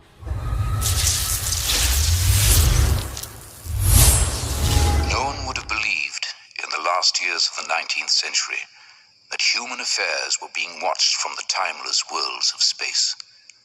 No one could have dreamed we were being scrutinized as someone with a microscope studies creatures that swarm and multiply in a drop of water. Few men even considered the possibility of life on other planets. And yet, across the gulf of space, minds immeasurably superior to ours regarded this Earth with envious eyes.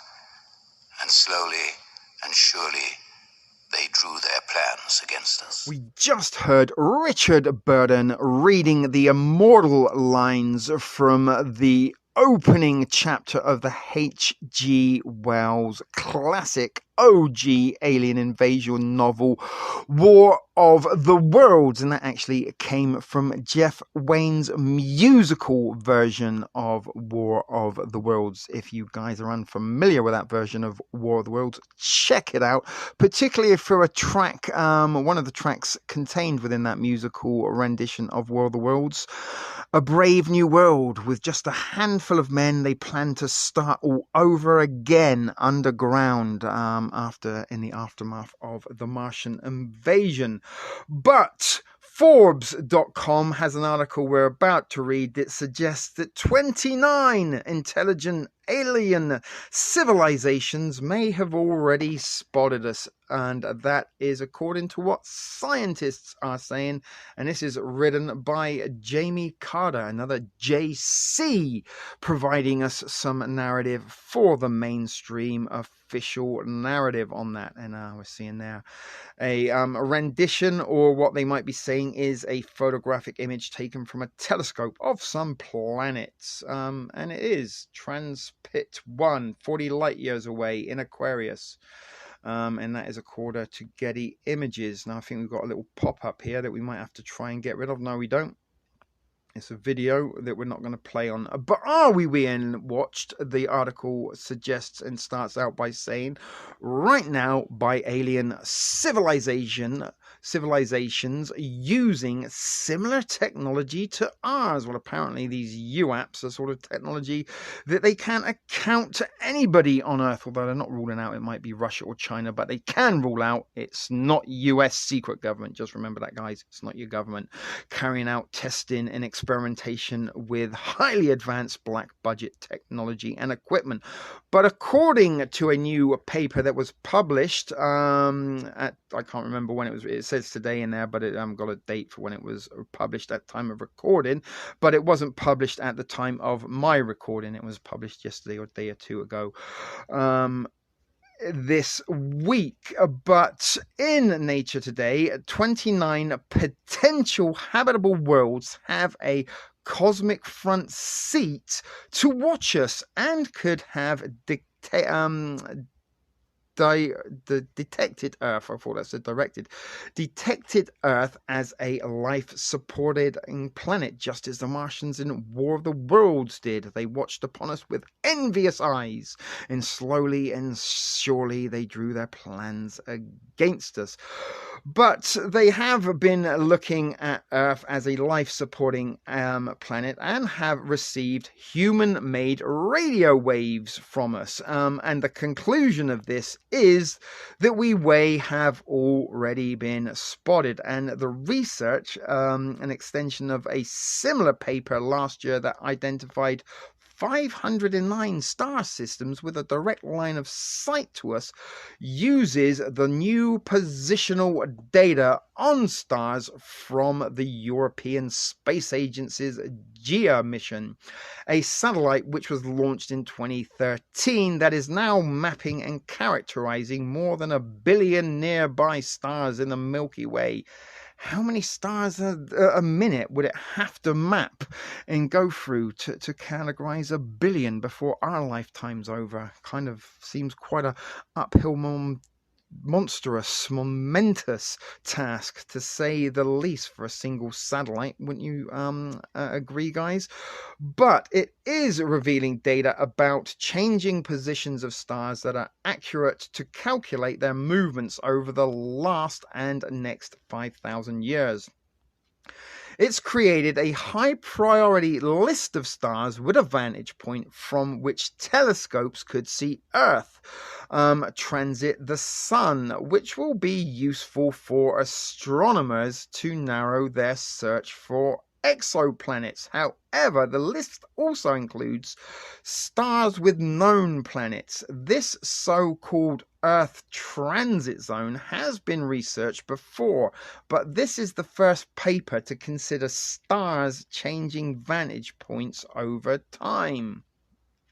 I was curious about who could have spotted us since early human civilization bloomed 5,000 years ago and also 5,000 years into the future, and giving us a timeline to ask how long does a star system keep that vantage point, said lead author Lisa Kaltenegger.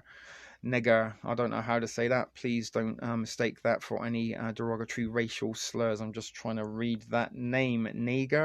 Kaltenegger.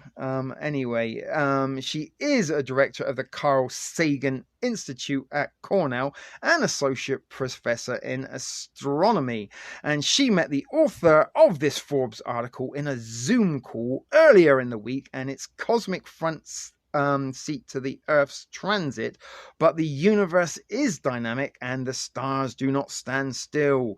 The vantage point can be lost or gained, she said. But of the 4,422 exoplanets found so far by astronomers since the 1990s, about 70% have been found using the transit method, the detection of slight dimming in a star's light as a planet transits across it. But not all of those 4,422 exoplanets detected can actually see the Earth transiting the Sun, something that happens for only a few hours once per year. But says this research does say that 2,034 stars are were in or will be in the so-called Earth transit zone in the last and next 5,000 years. We know that some of these stars already have planets, and some even have planets in a habitable zone, it says Kaltenegger, however you're saying that. And they have found 372 new alien planets using a long-dead telescope, says Jamie, scientist. And there's another article from Jamie Carter. But the research conducted with Jackie Faraty, a senior scientist in the Department of Astrophysics at the American Museum of Natural History in New York, reveals the following.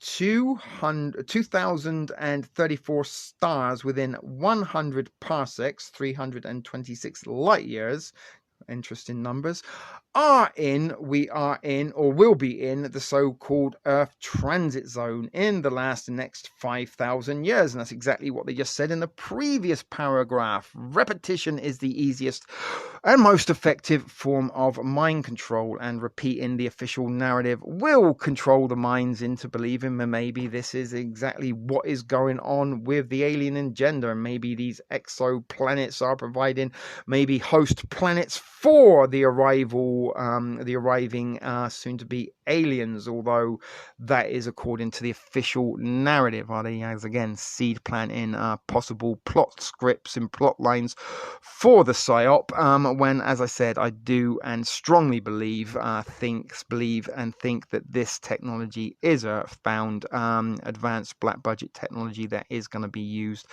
in accordance with Project Bluebeam, that is going to be coming your way sometime soon. But 1,715 stars from the sun are in the right position to have spotted life on a transiting Earth since early human civilization, and about 1,402 stars can see us right now. 319 stars will be able to see us in the next 5,000 years, and 7 of the 2,034 stars are known exoplanet host stars. 75 stars are located within 100 light years and have received human-made radio waves in the last 100 years. Goodness knows when they started sending radio waves into space 100 years ago, before, we had sort of what was considered to be space exploratory, according to what you want to believe about NASA and space exploration. But 4 of the stars with confirmed exoplanets exoplanets are located within 100 light years of the Sun. 29 potentially habitable worlds orbiting some of these stars could have both seen Earth and received human-made radio waves. The research also reveals that even close stars have a good view of Earth and as a transiting exoplanet for around 1,000 years or more, and that provides a long timeline for nominal civilizations to identify Earth as an interesting planet, reads the paper. So if some planets can see us for themselves of years, then we should also be able to see planets for a similar amount of time, added Klattenegger. And the assumption is made that any alien observers would need astronomical instruments comparable to those that we currently use on our Earth to see other planets transiting the Sun and to detect evidence of an Earth's biosphere. But what 4 close planets can see us, and the 4 stars with confirmed exoplanets located within 100 light years of the Sun, include some exciting exoplanets. Ross 128b, the second closest temperate exoplanet to us and the nearest exoplanet around a quiet red dwarf star, now even surer to be the prime target for the James Webb Space Telescope and the ESO, extremely large telescope, which will be able to search for biomarkers in the planet's atmosphere. And what they know about it, it is an Earth mass exoplanet around a red dwarf star, which they just said. It's 11 light years away in a constellation of Virgo, 13th closest to the Sun. 13, interesting. The Earth's transit zone is 2,158 years. And what we know about Teegarden star, which is another one of those, is 2 Earth mass exoplanets in the habitable zone of another red dwarf star, where they are 12 light years away in the constellation of Aries. And the Earth transit zone will enter in 29 years' time, and it will see us for 410 years. Another planet, and what they know about GJ9066, another interesting set of numerology figures there for you.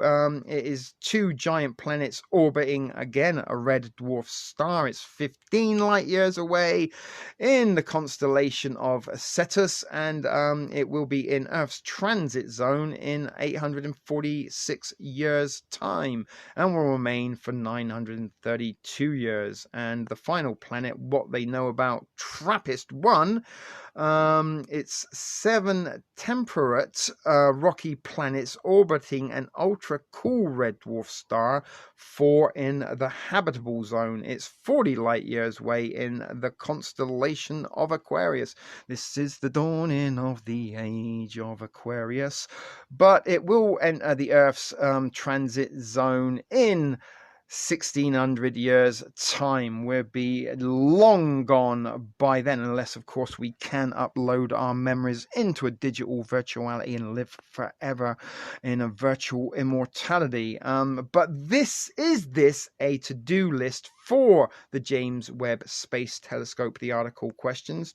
And absolutely is the answer. And any exoplanet hunting telescope, stars within a vantage point from which they could see Earth transit the Sun, could be priority targets for searches for potentially habitable planets, says the author. And it also is a reason to explore a region of space that's so far been extensively searched for. That's not so far been extensively searched, my apologies, for exoplanets.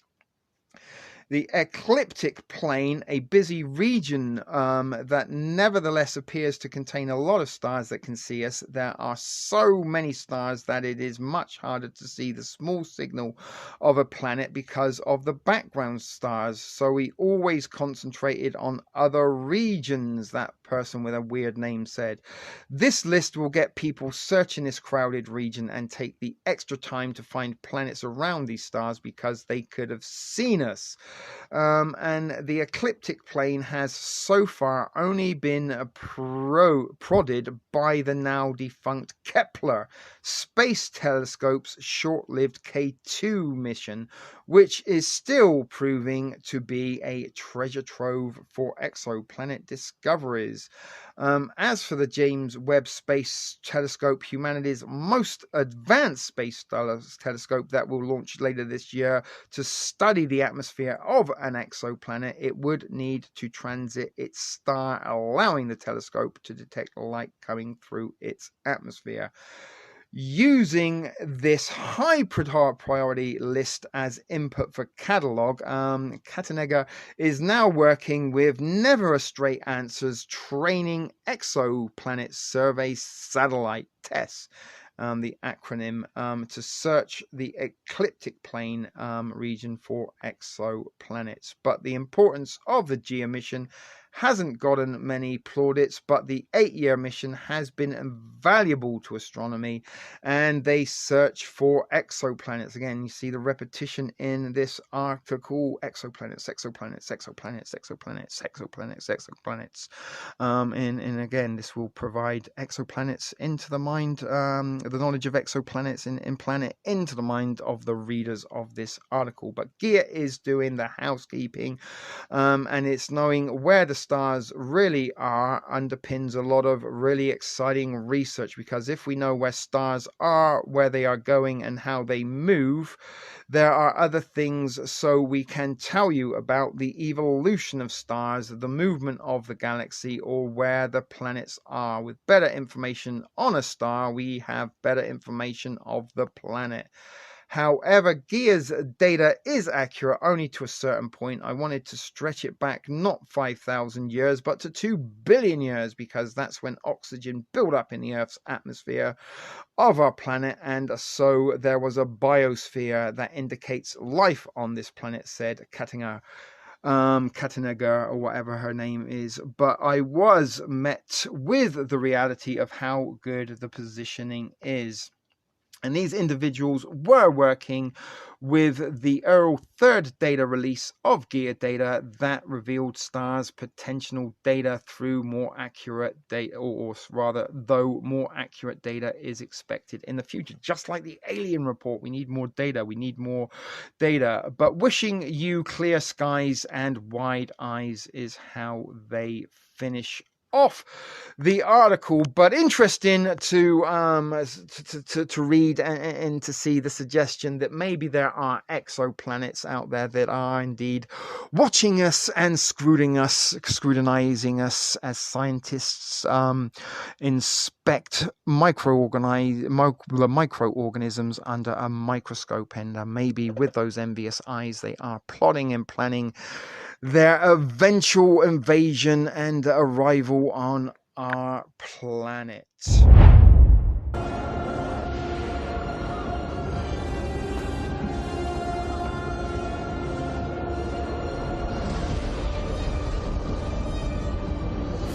the hell out of here!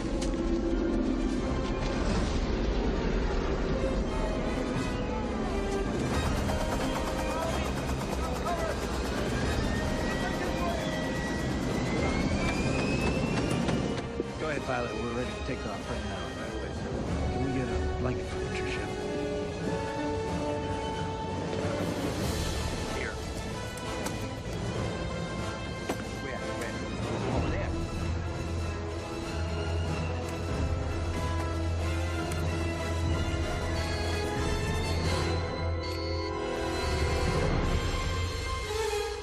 Time's up.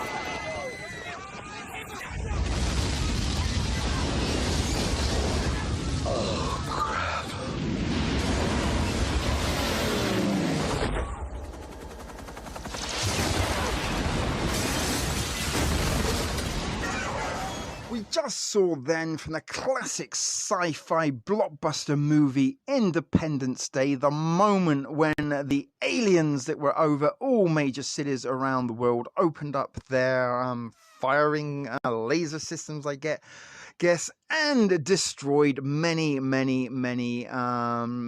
recognizable and historic monuments in those cities, most notably the Empire State Building, with what looked to be blue beams or directed energy weaponry that pretty much disintegrated those buildings in an instant. And just this week, in fact, there was a very bizarre incident in Florida in which a building, a Miami condo building, collapsed. CC there, 33 for you in the headline, and this is from CNN.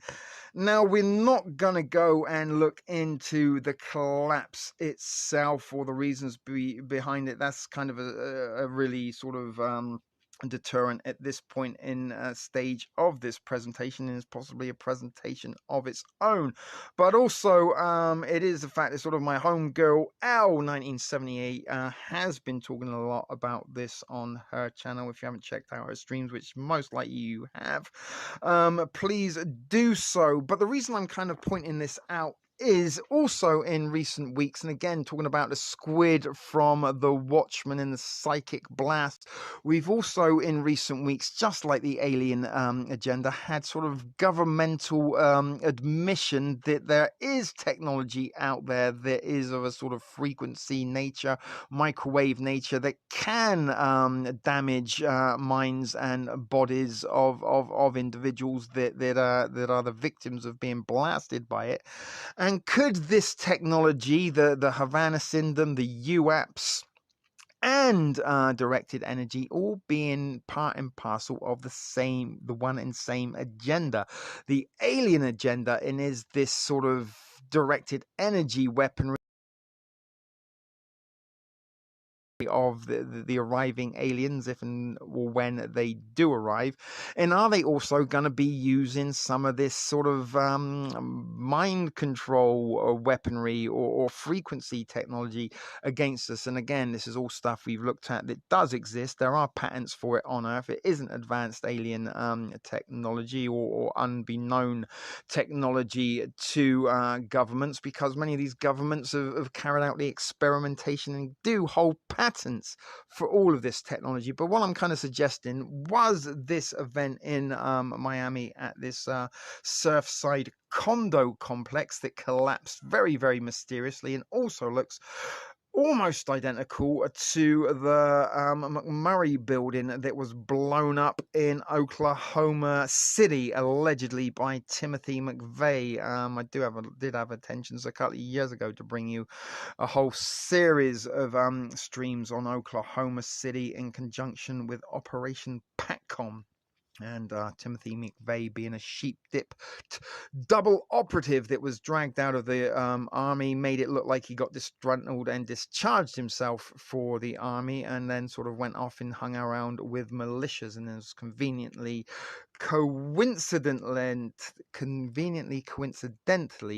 was seen at Ruby Ridge, Waco, and OKC, where he was alleged to have perpetuated that attack that looks very similar to what we are seeing in Miami with this recent tower collapse. And I'm just pulling this in there just as a possible theory and an option that are all of these things somehow intertwined and connected into the one psyop. And was this a sort of experimentation of directed energy to see if they could take out a large portion of building? Maybe this was also the same sort of technology they used on a fateful September Tuesday morning almost 20 years ago that also disintegrated two very large tower blocks into pretty much dust. Although in this case there is quite a lot of the building remaining, there just is an awful large section of it that disappeared. And did it disappear as a result of directed energy weaponry?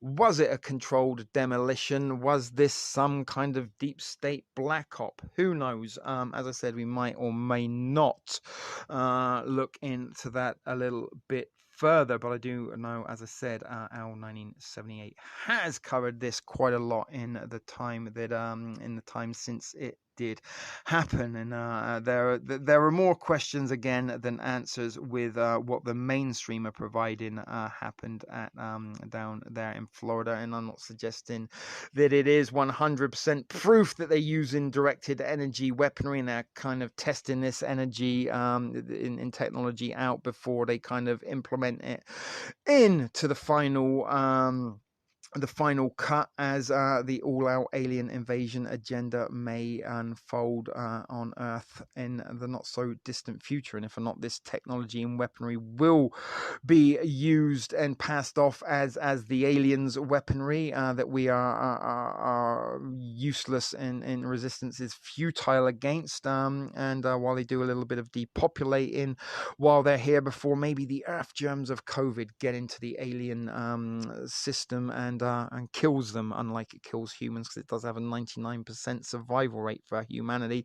If or not, COVID will be so kind to alien invaders, who knows? But as I say, guys, I'm just trying to sort of piece together all the sort of news that is kind of beginning to creep through the cracks of the smokescreen of the COVIDian narrative. The COVIDian narrative, I do believe, is somehow drawing to a close, and they are gonna replace it with another psychological operation and fear porn campaign, and using unknown technology, unknown aerial phenomenon, and planets that can watch us do seem to be part and parcel. And again, you know, we've had a lot of news in recent weeks. It once was ridiculed and sort of pushed off into the basement dwelling conspiracy theorist circles, and now these former conspiracy theories are now concerns for the threat of national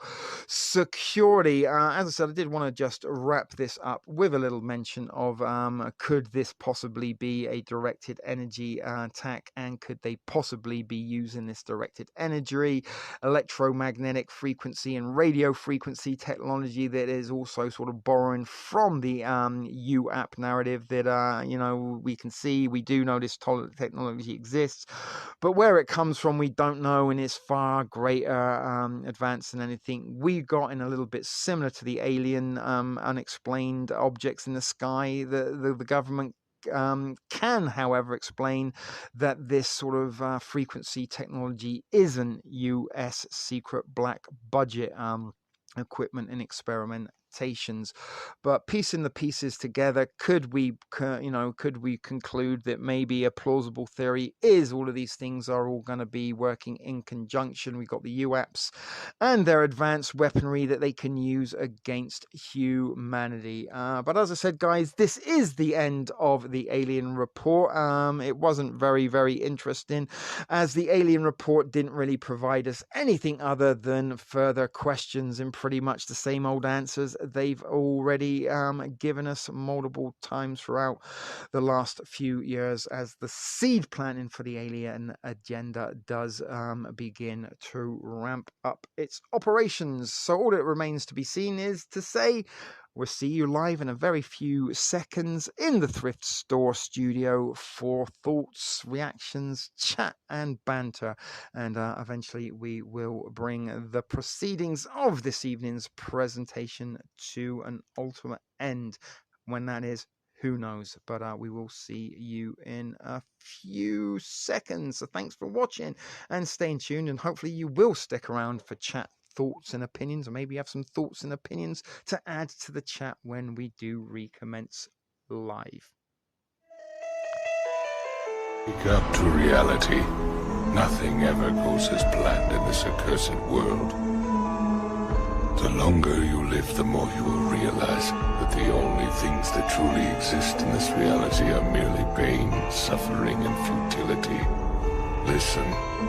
Everywhere you look in this world, wherever there is light, there will always be shadows to be found as well.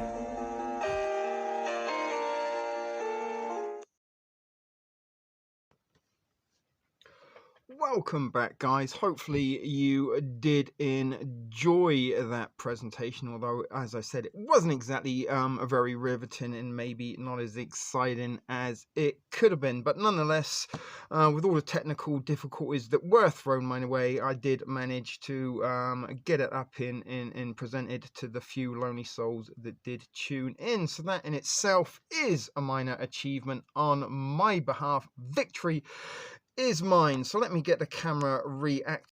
Let's get this out of the way and say hello, welcome back, everybody. Gulf War Syndrome, what did I meet? Okay, I missed a couple of comments there.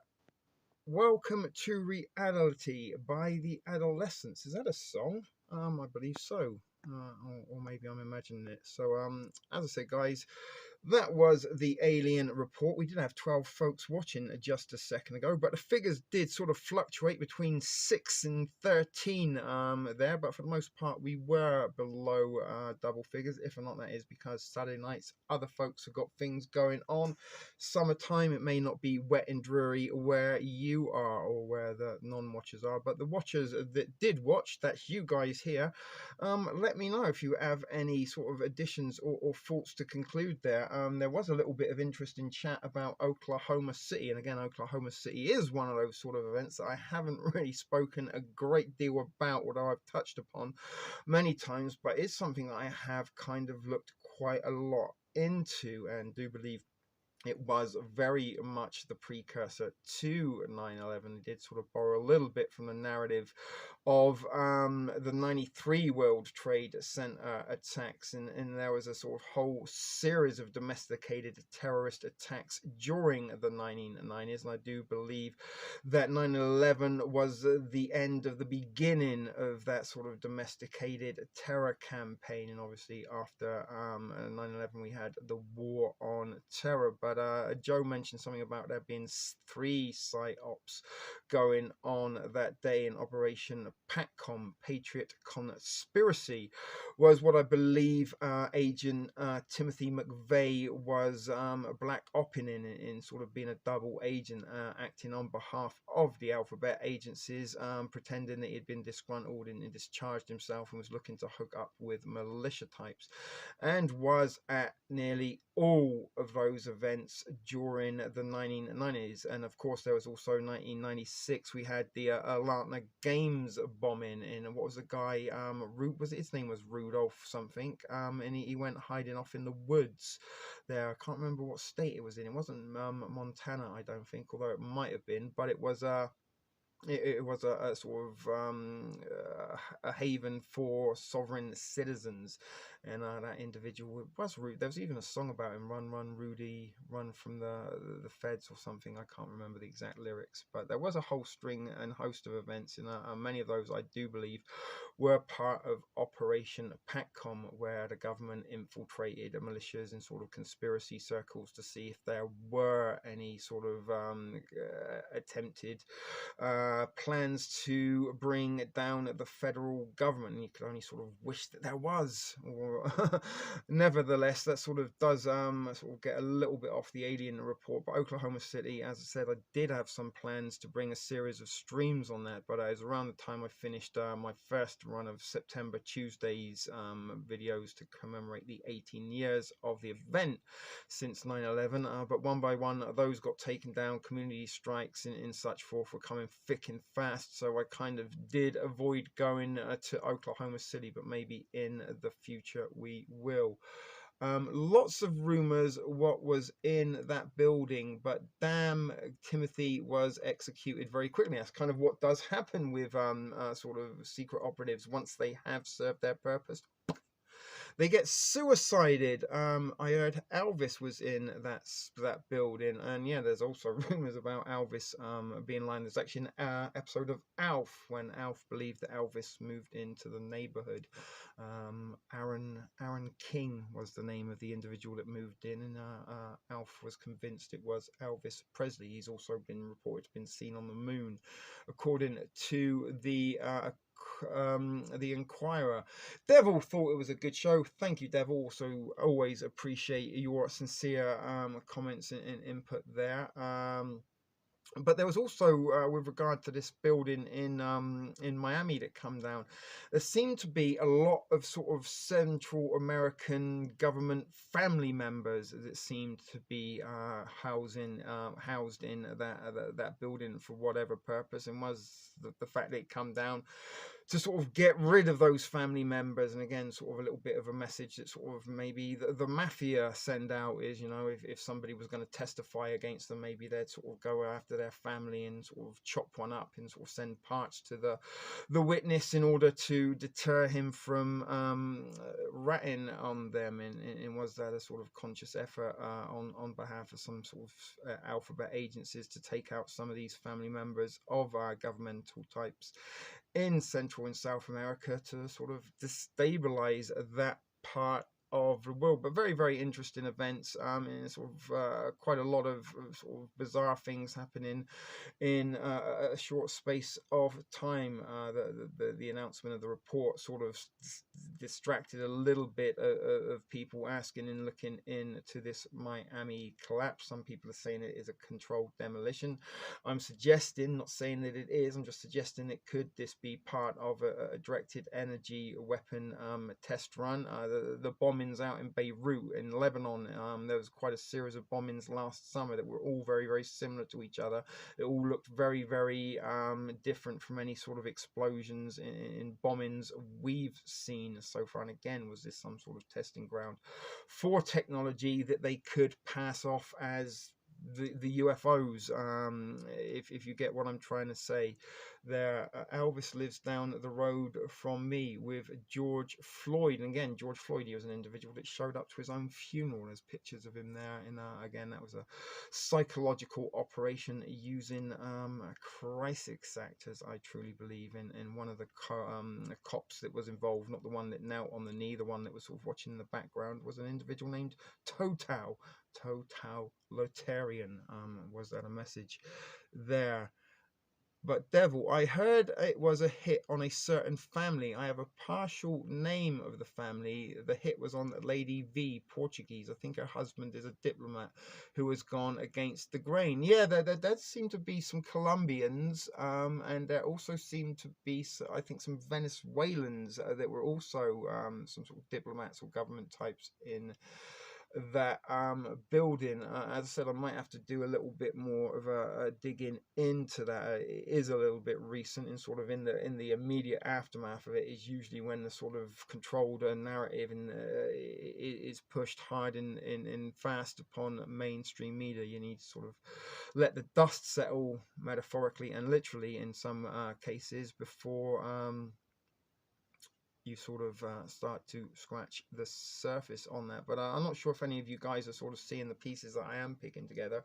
At the same time, we're hearing about aliens in the government admitting, yeah, you know what, this is technology that we can't really explain, other than that it's nothing to do with us. It could be Russia or China, it could be aliens, but rest assured it's not anything to do with the United States government.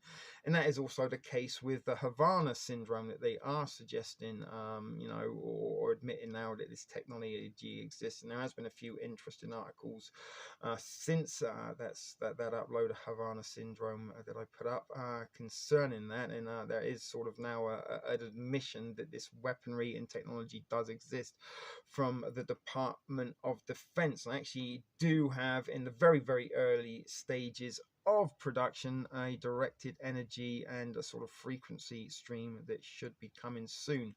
And if or not the Ontarian monsoon season continues and we get a lot of wet weather in the next 10 days, as the forecast is suggesting, may or may not determine if we see a more regular amount of streams here at Reality Decoded. As you do know, it is summertime. I am trying to get out and about as much as I can and enjoy the outside, get my vitamin D, get my dopamine, and sort of get the natural remedies of being outside and reconnecting with nature after months and months of literally being stuck in this little dingy basement through the cold winter days.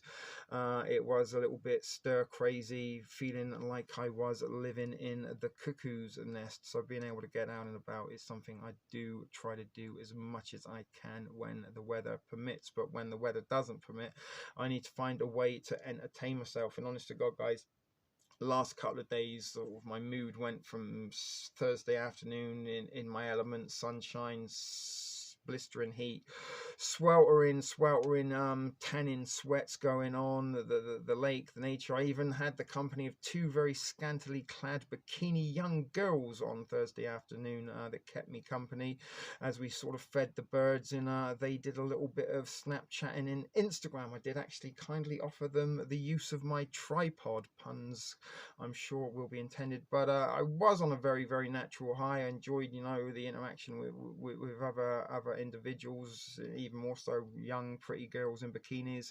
Enjoyed the sunshine, enjoyed the weather, but by the evening the clouds had come over, the temperature had dropped, and literally since Friday we have sort of been inundated with rain, and that is what the forecast is saying for the next week. But my mood went from an all-time high to not an all-time low, but certainly dropped me down and a lot lower than I thought I would be, and then sort of experiencing and having to deal with again software and application issues as I was, you know, trying to put together this presentation in attempts to get it up for you this evening.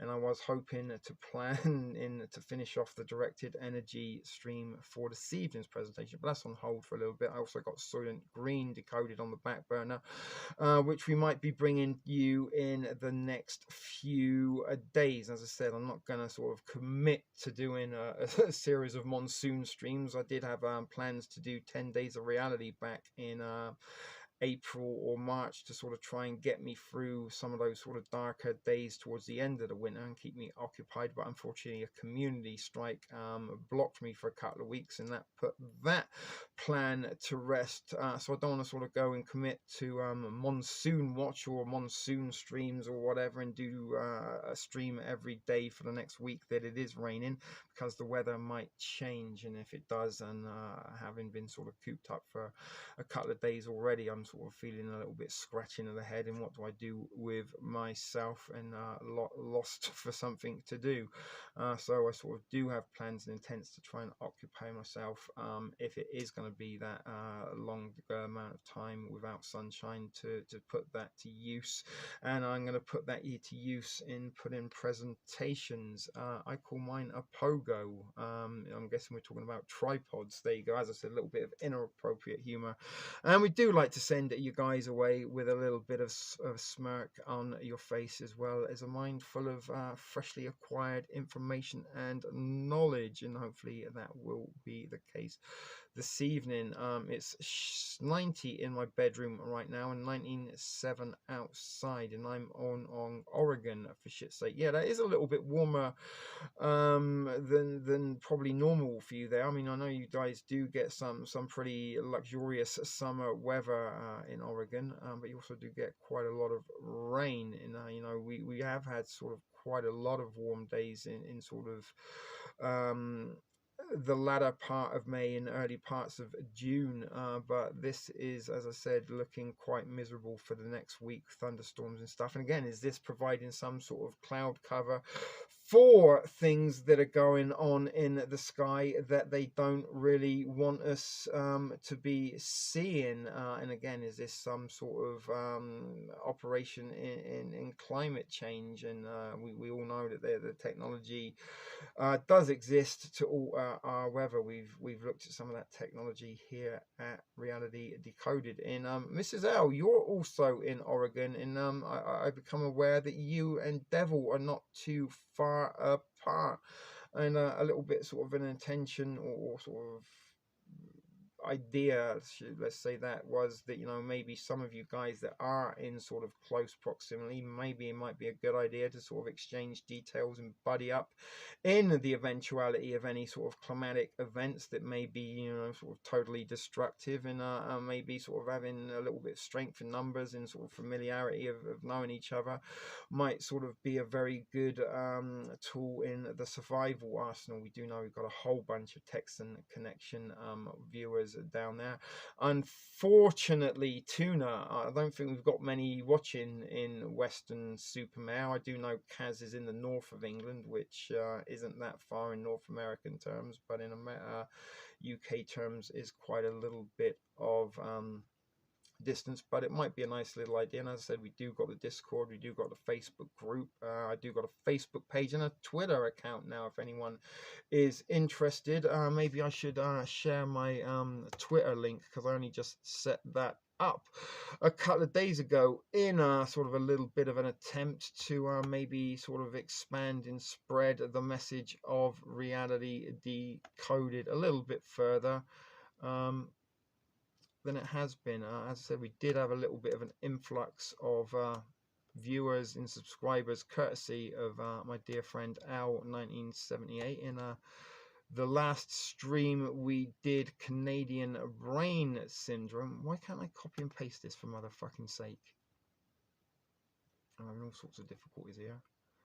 Porca Dio.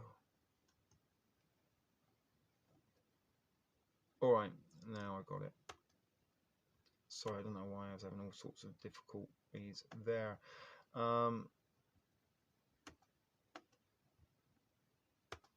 Right, so there you go. That is my Twitter account. As I say, I am trying to sort of expand a little bit and do have sort of some hopes that we may reach a few more viewers. But we did have a stream where for a very brief time we did get over 20 viewers in the chat. Well, I think only happened once before during the 28 vaccines stream where we did have a panel special guest caller. So maybe that sort of brought a few more viewers. But it would be nice to get over the 20 viewer mark. And it would be nice to start getting videos that do get 100 views. We are sort of touching around 75-80 mark, give or take a few in recent weeks. So it is slowly starting to sort of build, I guess, and you got to kind of roll, I guess, with a little bit of the momentum, and trying to expand a little bit doesn't hurt, and it doesn't really sort of cost much to create these accounts and share stuff there, as I do attempt to provide information for a few more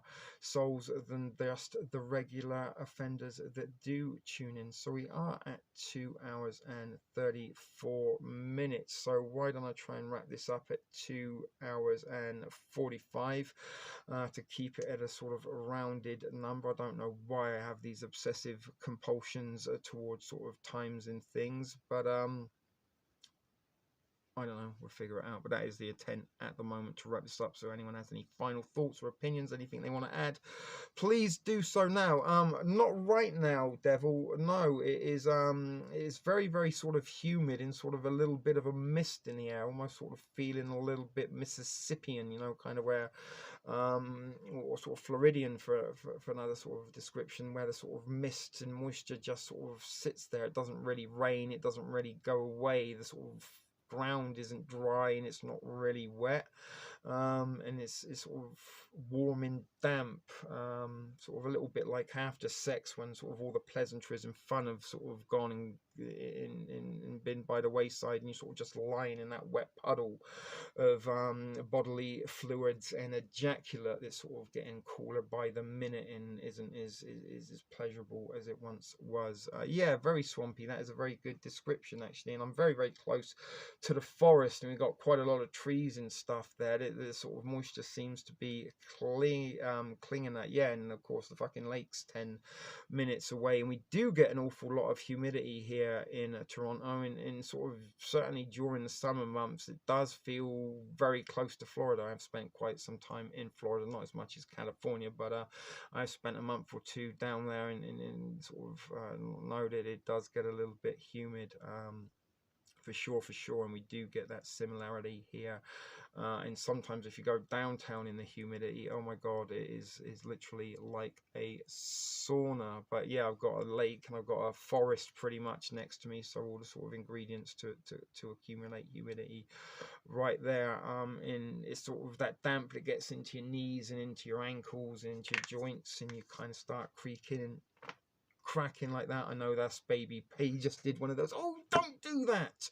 Although she would encourage me to burp. Yeah, you used to be a Floridian, and also from Louisiana. No one's seen or heard or anything of our little Cajun agent. Maybe she got beamed back up into one of these triangular objects. Maybe, that's why she used so many emojis.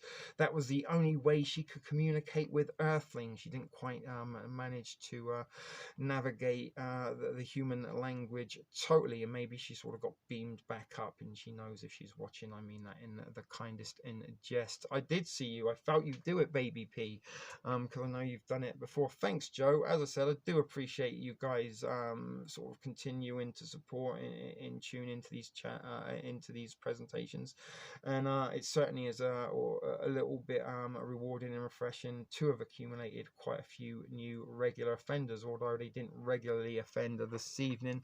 But that may be because, as I said, it is a Saturday night, it is summer, and maybe people are out enjoying the summertime weather, and I don't blame them.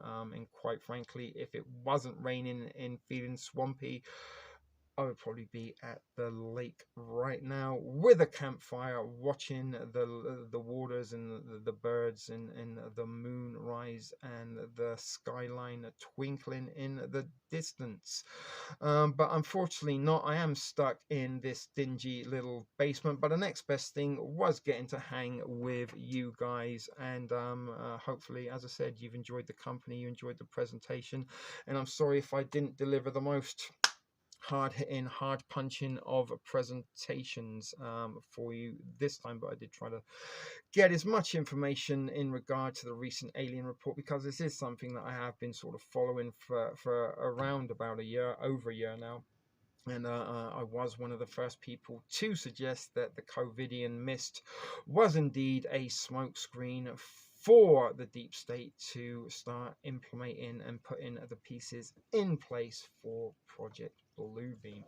One thing to I remember before I go, I probably showed you before, I don't know if you can see it. There is my Rorschach mask. Rorschach.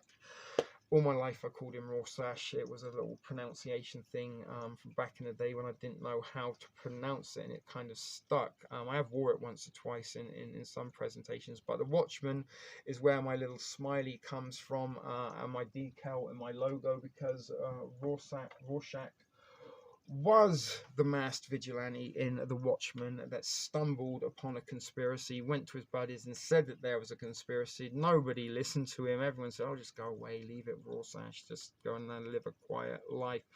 But he kept scratching, and he did scratch away and unravel the conspiracy of all conspiracies, again, in the fiction of the Watchmen. And certainly Rorschach is a personal influence and personal hero of mine from fiction. And as I said, there is a lot of Watchmen inspiration in my channel decals and logos and graphics, and the Watchmen, along with Soylent Green, is one of my most prophetic pieces of fiction, as well as one of my favorite pieces of fiction. And I've said more times than once that you guys really should check out The Watchmen. Read it, check out the motion comic, but like V for Vendetta, under no circumstances watch the movie. And something I will also show you, I keep a copy of V for Vendetta with me. I used to have a copy of The Watchmen, but foolishly lent it to a girl that I was dating because she was pretending that she liked superheroes. I said, you really should check out The Watchmen. Why don't you read it? Bring it back to me the next time we see each other. We never saw each other, and next time, foolishly, never give your copy of The Watchmen away. But I did put the link for The Watchmen motion comic in this in the chat a little bit earlier. I have posted it many times on Facebook and Discord, but go to YouTube, Watchmen motion comic, watch it for yourself. It is around 6 hours, but you won't be sorry. As I said, it does depict exactly how an industrialized military corporation, or a militarized industrial corporation rather, run by a very rich elite tycoon, can carry out and complete a false flag hoax alien invasion, and the aftermath was the ushering in of a brave new loving one world. But nevertheless, guys, it is a cool mask. Hold on a second.